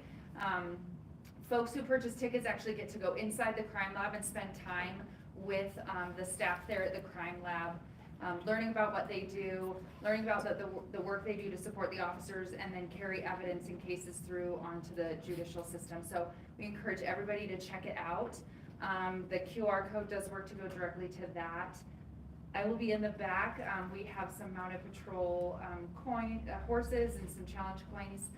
Our organization really tries to step up to help the police with community engagement events, training and things like that, and then also recognizing the incredible work that they do. The CROs and Christy just do phenomenal work in this community. You guys are brilliant, and it's just a pleasure to work with them on a lot of the community engagement events that we're able to do. So I'm in the back if you guys have any questions, concerns. Again, it's next Thursday. We'd love to have you actually get to go in the lab and see how things are done there. Test your own DNA and fingerprints and all the fun stuff. So, anybody have any questions? Is the coroner's office right there by the bridge? No. Yeah. All right, Commander, I'll turn it back over to you. AJ, you want to give this to Christy? I can get it. Yeah. February 19th, we have our Neighborhood Watch training at 1625 South University right here. Be in this room. Neighborhood Watch is really good. It's not the old Neighborhood Watch where you put on a vest and go with the flashlight in the neighborhood or anything like that. It's more about awareness, and we, what to look out for. We do these things called SEPTED kind of ideas that we have. It's crime prevention through environmental design. So we give people tips on how to keep their home safer, different lighting and stuff like that. We can go into more detail if you have more questions at that time, but we hope that all of you join us February 19th at 6 p.m. here. All the CROs and all of us will be here. The other one is Winter Bike to Work Day, February 14th on Valentine's Day. So bring your hearts, and AJ likes kisses, so let's bring that for him. And we'll have that from 7 a.m. to 9:30 a.m. Ooh, that's early. I didn't even know it was that early. But we'll be there February 14th, and we hope that you can all join us. Please, the more engagement we have from everybody, the better off we're all going to be. Okay. According to our manager sponsor, I'm not sure he's going to make the 7 a.m. So. All right, our CAB meeting, our next one is March 5th. So that'll make your next one, and hope to see everyone here. And that ends it for today. I really appreciate it. Sorry to keep you so late.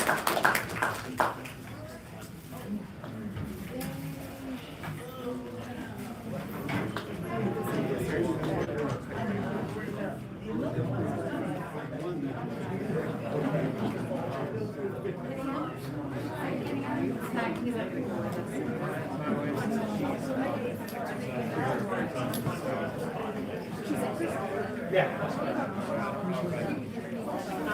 Some other things they do, evictions, they do a lot of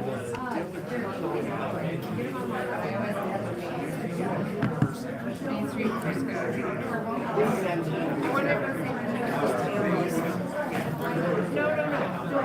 No, next time. I'm gonna go, what is that?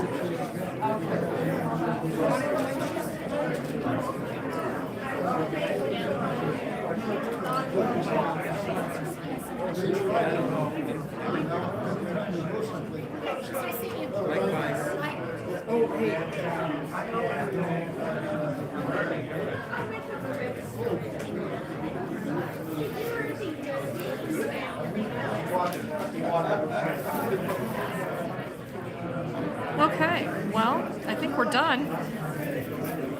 Belle left in a hurry. I like my new bag. Check this out.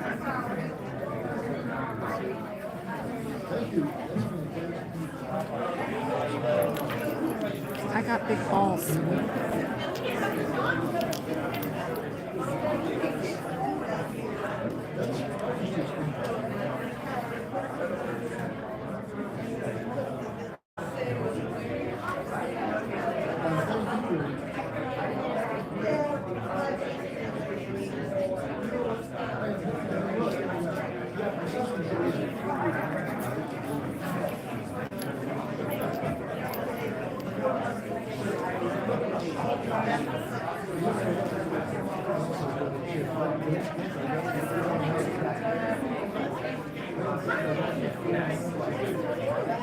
This is coming to the Grammys Award meeting in District 3.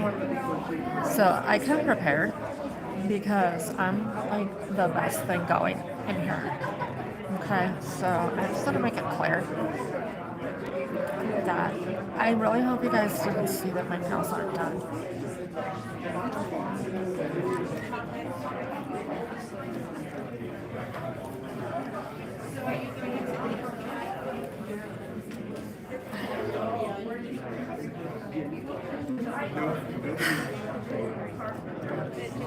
How is everybody?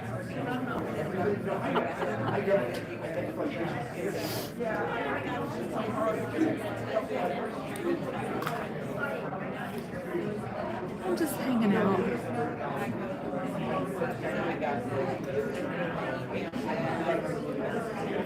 Oh, Dope Dog, how you doing?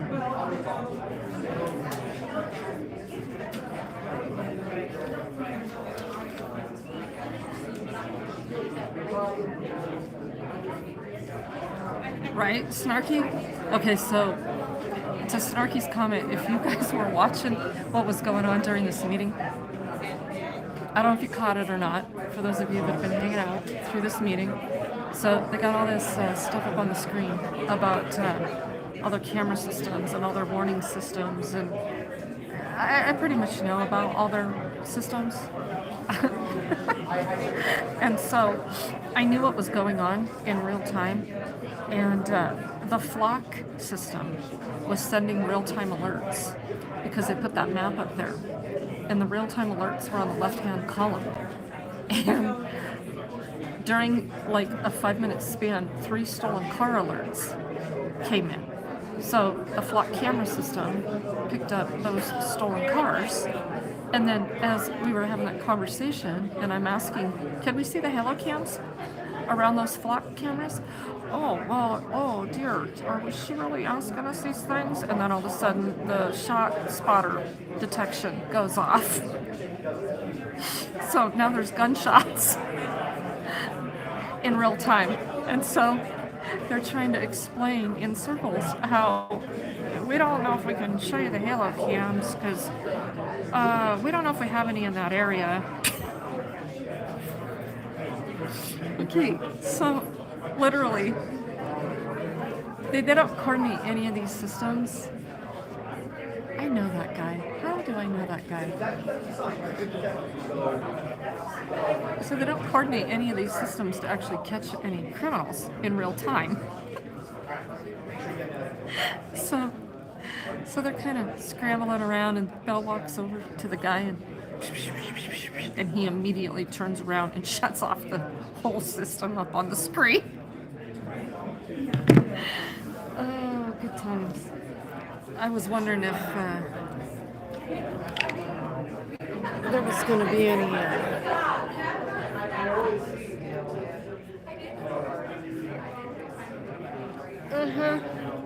Oh, there's that fucking bitch O'Neill in the back.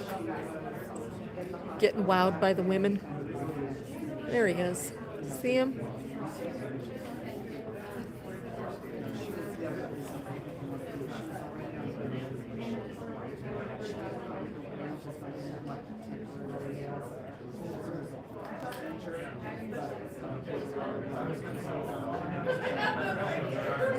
Wait a minute, is that him? Hold on.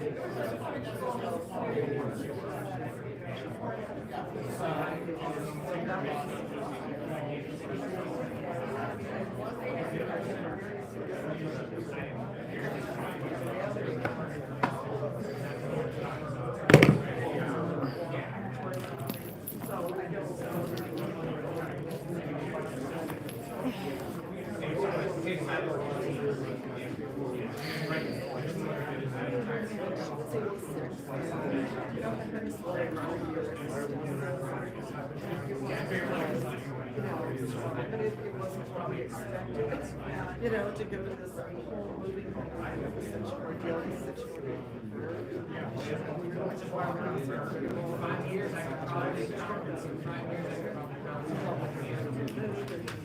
All my kids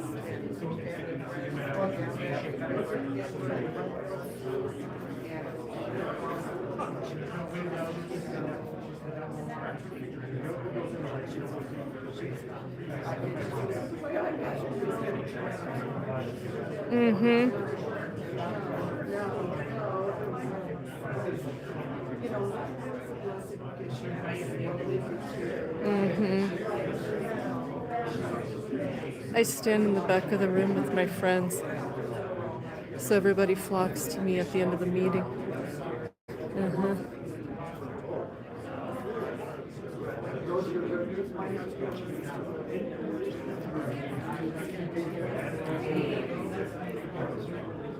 That's Commander O'Neill.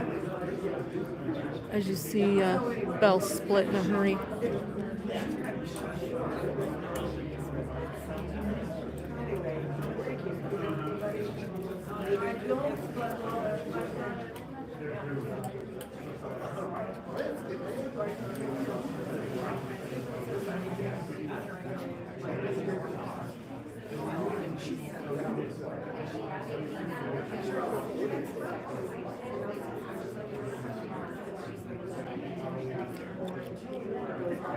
We could tell him to go get fucked, but we're gonna save that. No weapons in here, body, such and such and such and such. Yeah, the trespassing agreed that we would do that with the CROs. Yes. Yep. Yeah. So Manny's another sector, but we're one team, so get with him. No, so that if I would like to take that video, what's considered.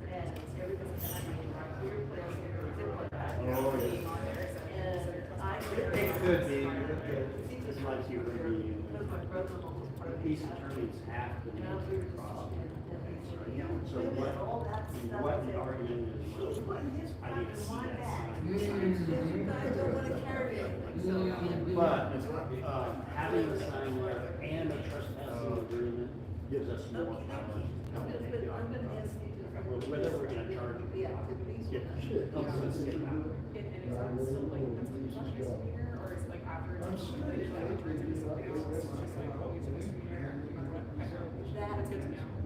Unless they're doing another crime, then it's not a trespass. This is in a condo complex? Apartments. Yeah, that's a special house. Yeah.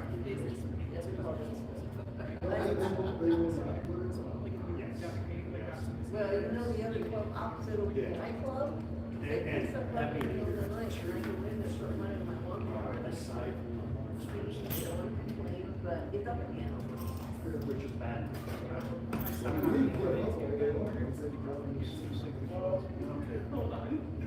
But The last argument we have is this. They won't allow it. one is leaving yourself. There's serious. Hey, thank you, I really appreciate it.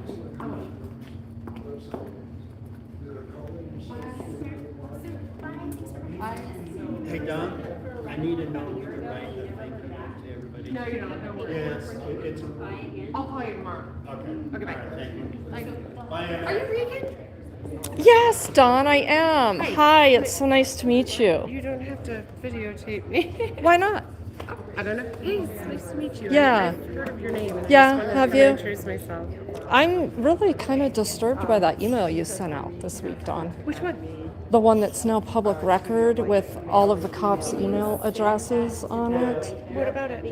It's just kind of troubling how you kind of make stuff up as you go along. Where do you get your information?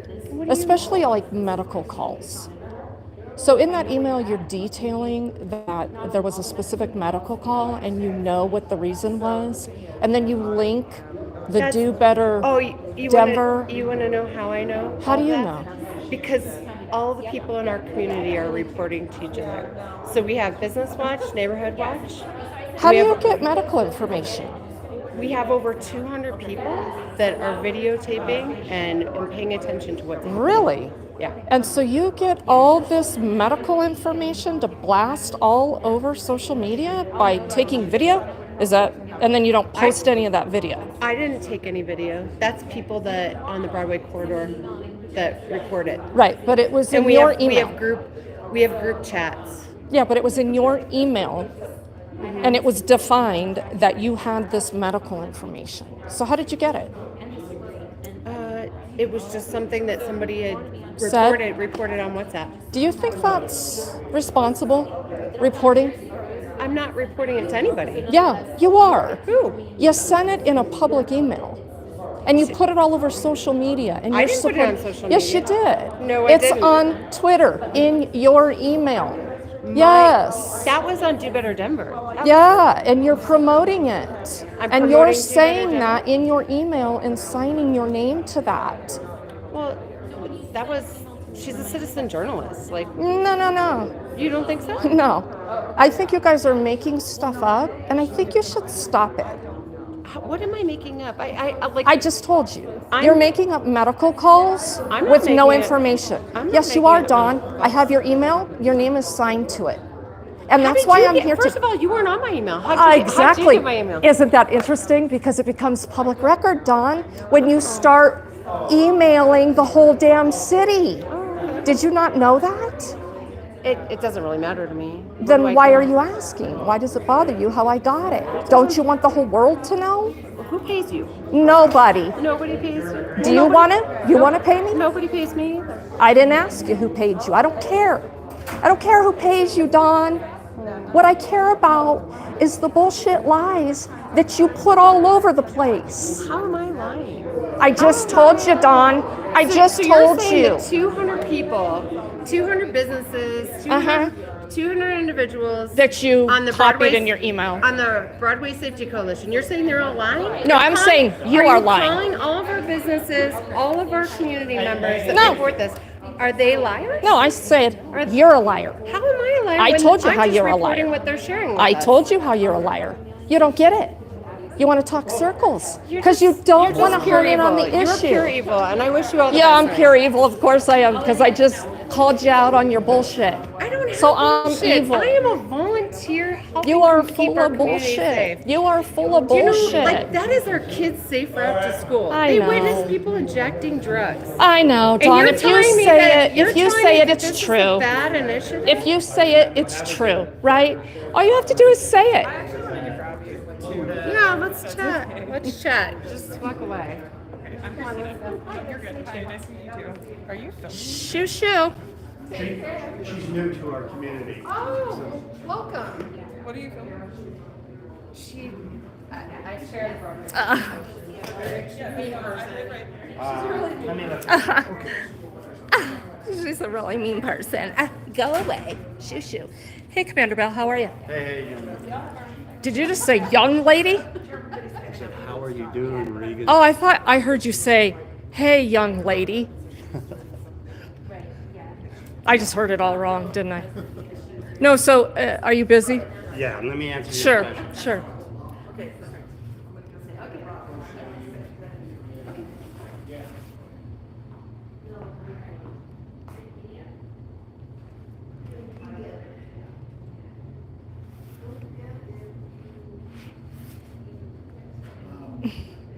You are just a mean and evil person. Shoo, go away.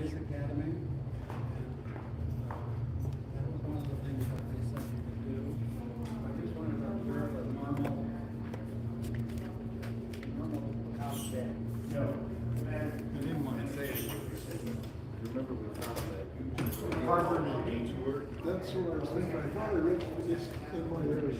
Yeah. I'm in Richard Williams, you complain about a lot of that going on. Yeah. In that neighborhood. Yeah. It's close by, I think I'll let them know. I can put that in my next picture. Yeah, and that was a Denver Sheriff's. Thank you, sir. All right, thank you. You take care. So I wanted to ask you, you didn't respond to my email. So I'm assuming you're not going to nominate me for the use of force board? No, I think Commander Hans Levens explained in his email. Okay, but he explained, but you didn't explain. Bec- So why didn't you nominate me? Because Commander Hans Levens already answered your question. No, he hadn't. But he said they were not going to allow you to be. How on did the you board. know that? Because he copied me on your email. But how did he know I emailed you? Because I called him, because in your email to me, you told me you spoke to Hans Levens. Right. And I said, advise me what you require to nominate me for the use of force board. Regan, I'm not going to. And you went behind my back. I didn't go behind you your back. called- You told me you talked to Hans Levens. I know. So I wanted to know what that conversation was about. Oh.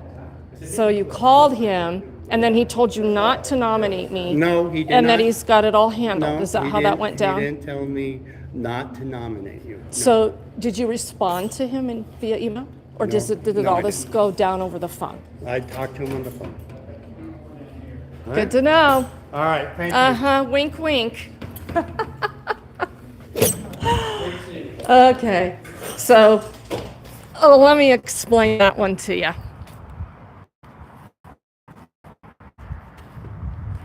And you saw Don just give him loves and hugs. Ah.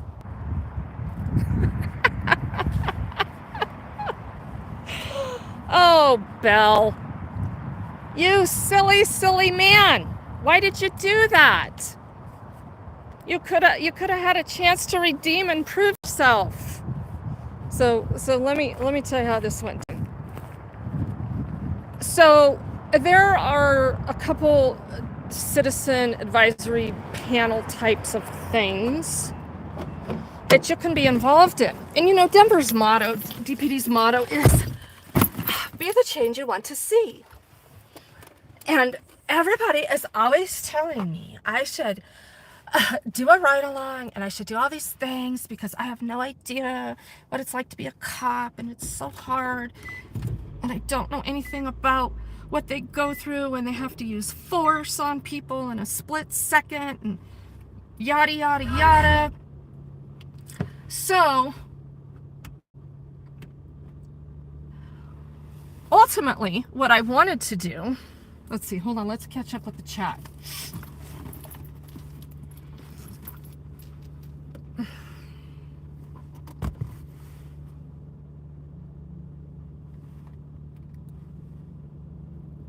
Who pays you? YouTube. I made $1,294.33 last year, Don, on YouTube. You want to see my W-2? So you can blast it all over the internet, like how you help all these people that create all these fake accounts. And what is your problem? What? You are a mean person. Yeah, you want to talk to me? Okay, come here, honey. Go away. I need the runway. Look, bitch, I was being nice. I was being real nice to you. So, at any rate, back to real activism that serves the community as a whole. So there's these processes that you can be involved in government. You've heard me talk about the Citizen Oversight Board and the Office of the Independent Monitor, and how Denver is fortunate to have this written in charter because it is like one of the only things across the nation that allows for some citizen oversight. It is civilian citizen oversight for departments of safety. And in Denver, it's anybody that's sworn, meaning if you carry a gun and you take an oath, you fall under some civilian oversight of the Office of the Independent Monitor. So I wanted to sit on the Citizen Oversight Board when they had an opening. Excuse me. Chairs. I need a big castle on my head. Jaden Smith, Will Smith's son from the Grammys. I should have walked in there. I actually should have been a little more flamboyant in my outfit this evening and all my accessories. But I tried. I tried really hard. So, the Citizen Oversight Board had an opening. And there is a process to get a mayoral appointment. And so I lobbied the mayor's office to get the mayoral appointment to the Citizen Oversight Board that oversees the operations of the Office of the Independent Monitor. Okay? And they have meetings, and it's kind of a public interfacing thing, and you can, you know, be part of your community, and you can educate people and all kinds of other things. They have this little teeny tiny platform that I really don't care about as much as I care about the most important work of the Citizen Oversight Board is ensuring that the Office of the Independent Monitor has what they need and the right personnel to get those things done. That's why you sit on that board. Well, of course, when I started communicating with the mayor's office, I had an initial couple responses from them. And then when I started asking some detailed questions about disqualifiers and whatnot in that pick of an appointment from the mayor, they quit communicating with me. So, and instead of Johnston appointing someone to the Citizen Oversight Board, he left the position vacant because charter says he can do that. Okay, so it's been vacant for over a year. I would like to be appointed to that position, but gee, it just turns out that Johnston's pretty busy right now. So then there is this other little avenue of a citizen to be involved in a process through the Denver Police Department called the Use of Force Board. This was established something like 10 years ago. I can't remember exactly under what chief. I think it was White. It might have been Payson. But at any rate, it exists, and it's written into DPD policy that the chief will have this group of 5 people. 3 of them being, well, actually all 5 of them being whoever he wants them to be, because that's how they have this policy written. But out of the 5 people, there are to be 2 citizen members. And DPD has this, I guess, made up process as of this week, especially when Reagan started asking what is the process to be considered to be in a pool to be chosen for this board. I'm thinking, well, it's just process. I mean, I'll go through the process. Every citizen should have that opportunity, a fair and equitable process that is presented in policy go through the process and get into the pool of citizens. Oh, well, it just so happens that some different rules got made up about what that process would be. Ultimately, after being told about 5 or 6 different things, here comes a cop just jetted out of that gate. It didn't even bother to stop. Almost rear-ended this car. Okay. Oh, I bet that's O'Neill. It pretty much looked like him. So, okay. So, anyway, back to the Grammys. So, I was just following process because I wanted to be involved in a process that would allow me as a citizen to take a good, honest, transparent look at uses of force that the Denver Police Department exercises out in the course of being on the streets of Denver, Colorado. Because even this use of force board is very specific in that the chief even gets to pick what use of force incidences get reviewed by the use of force board. I'm thinking, what does it matter? Put me through the process, give me an opportunity, show me as a citizen that you are taking these reviews of use of force serious per your department policy. I mean, they're never going to pick me to actually review a use of force review for a vote of the majority on a 5-person board that's seats, it's not a board, that's picked by the chief of police. So they made up some rules. So I tried to follow the rules, and then they just started ignoring me and wouldn't respond to me. Hans Levens, who is the commander of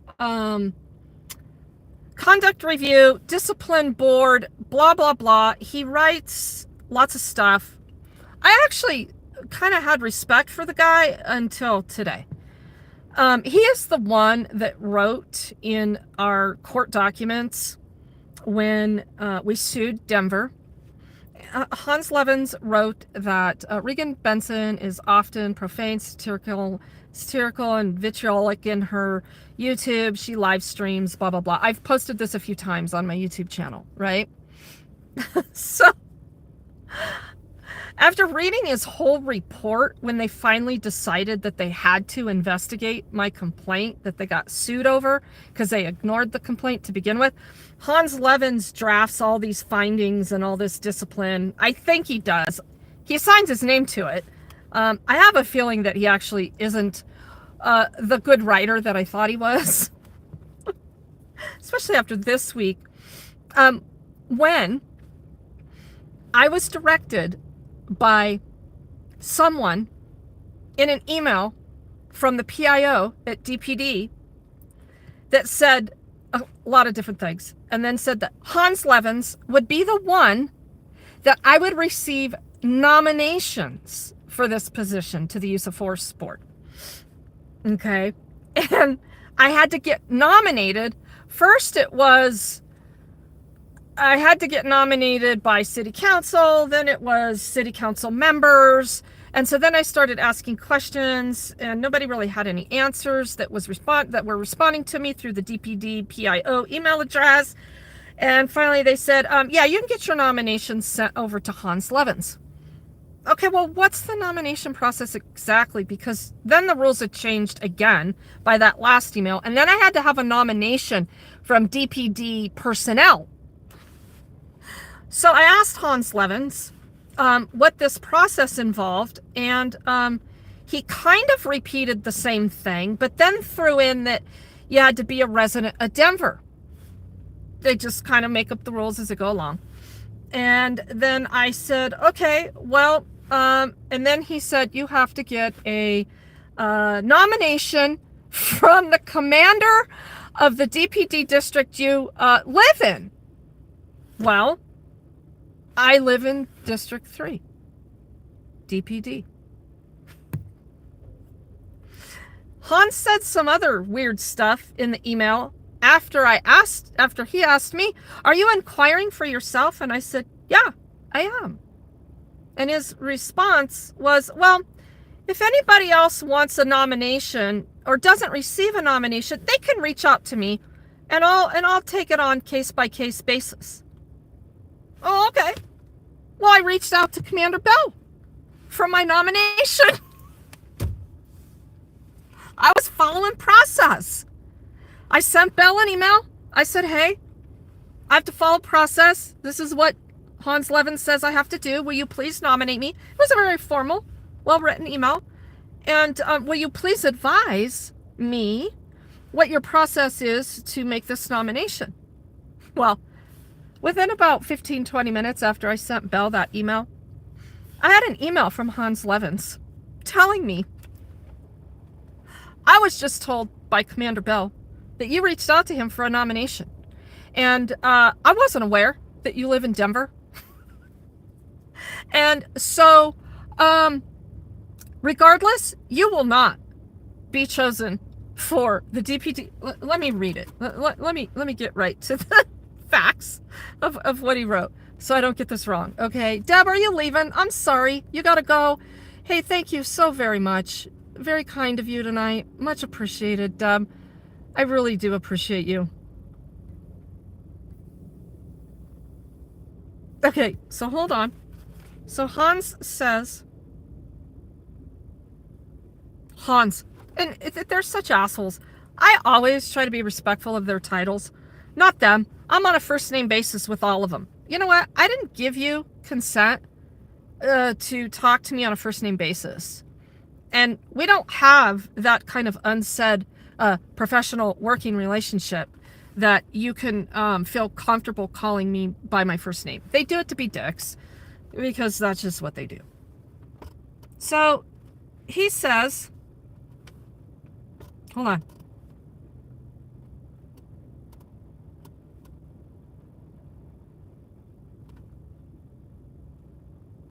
And I ultimately ended up having to file a complaint on this with the Office of the Independent Monitor, because after it's all said and done, what they are actually doing is retaliation for First Amendment activity. Because this is what Hans had to say about it right off the bat. Come on, email, pull up now. Let's do it. We can do this thing.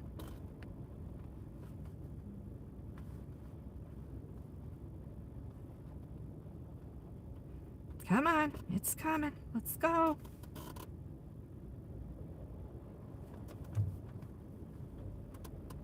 Why are you recording? I've been recording the whole time, Dawn. Remember, you sat right next to me and you were like, "Yay!" and clapping and looking at Belle like, "Oh, pick me. Please pick me. I want to hug you." I knew what was going on. See, bitches think they be showing up in groups, intimidating me.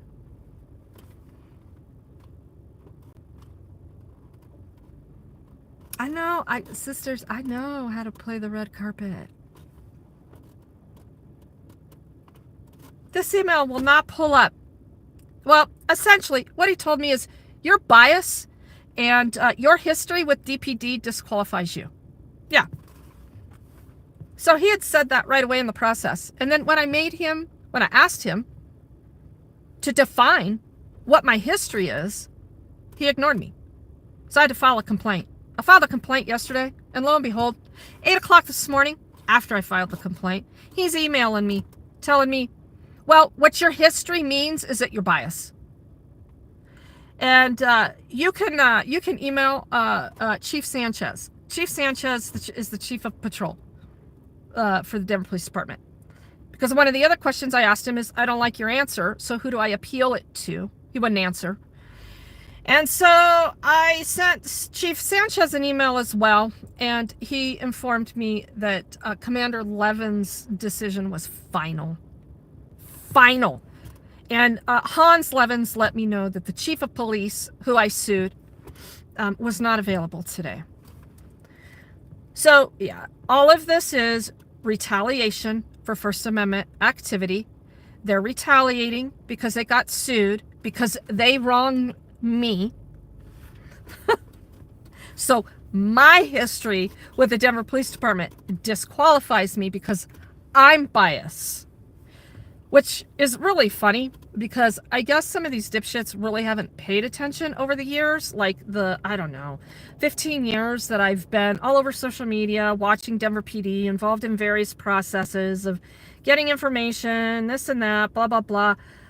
There have been a handful of times that I have actually defended DPD's use of force in clear, transparent situations that have ended up on social media. Well, we all know why they don't want anybody on the use of force board. And really what's going on is that they're not doing it at all. And so I think DPD needs to explain why they continue to maintain this policy when it needs to be part of the process when the Office of the Independent Monitor has oversight of officer-involved shootings and other incidences of use of force. Right? So, I mean, we know. I get it. I get it. You guys, you hate people in general. Your job is to ensure that we really don't live and that you collect a paycheck. But the fact that you cite that I'm biased, would you please explain bias in the context that you're trying to use it? Because that's really the question that I would really like to get a hard answer on. And you're just, oh my God, you're such a hateful person. Go away. So yeah, at any rate, Dawn shit a brick because she figured out that her emails are a matter of public record when she does shit like that. I guess she thought that it was just her and Belle running this show. Well, it's actually just her and O'Neill and O'Neill's boys running Belle's show over here at District 3. See, who wins the Grammy tonight?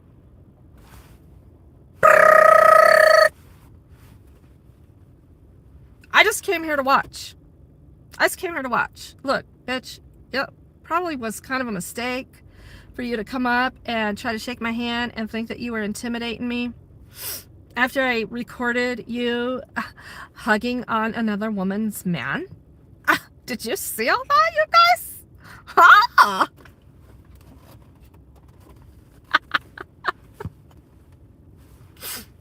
It's all public.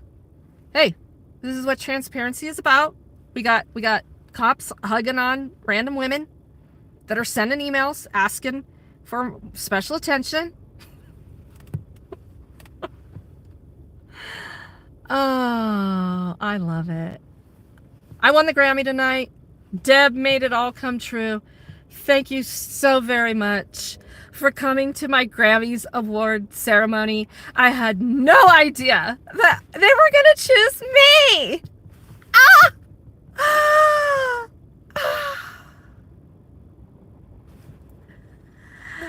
Go away.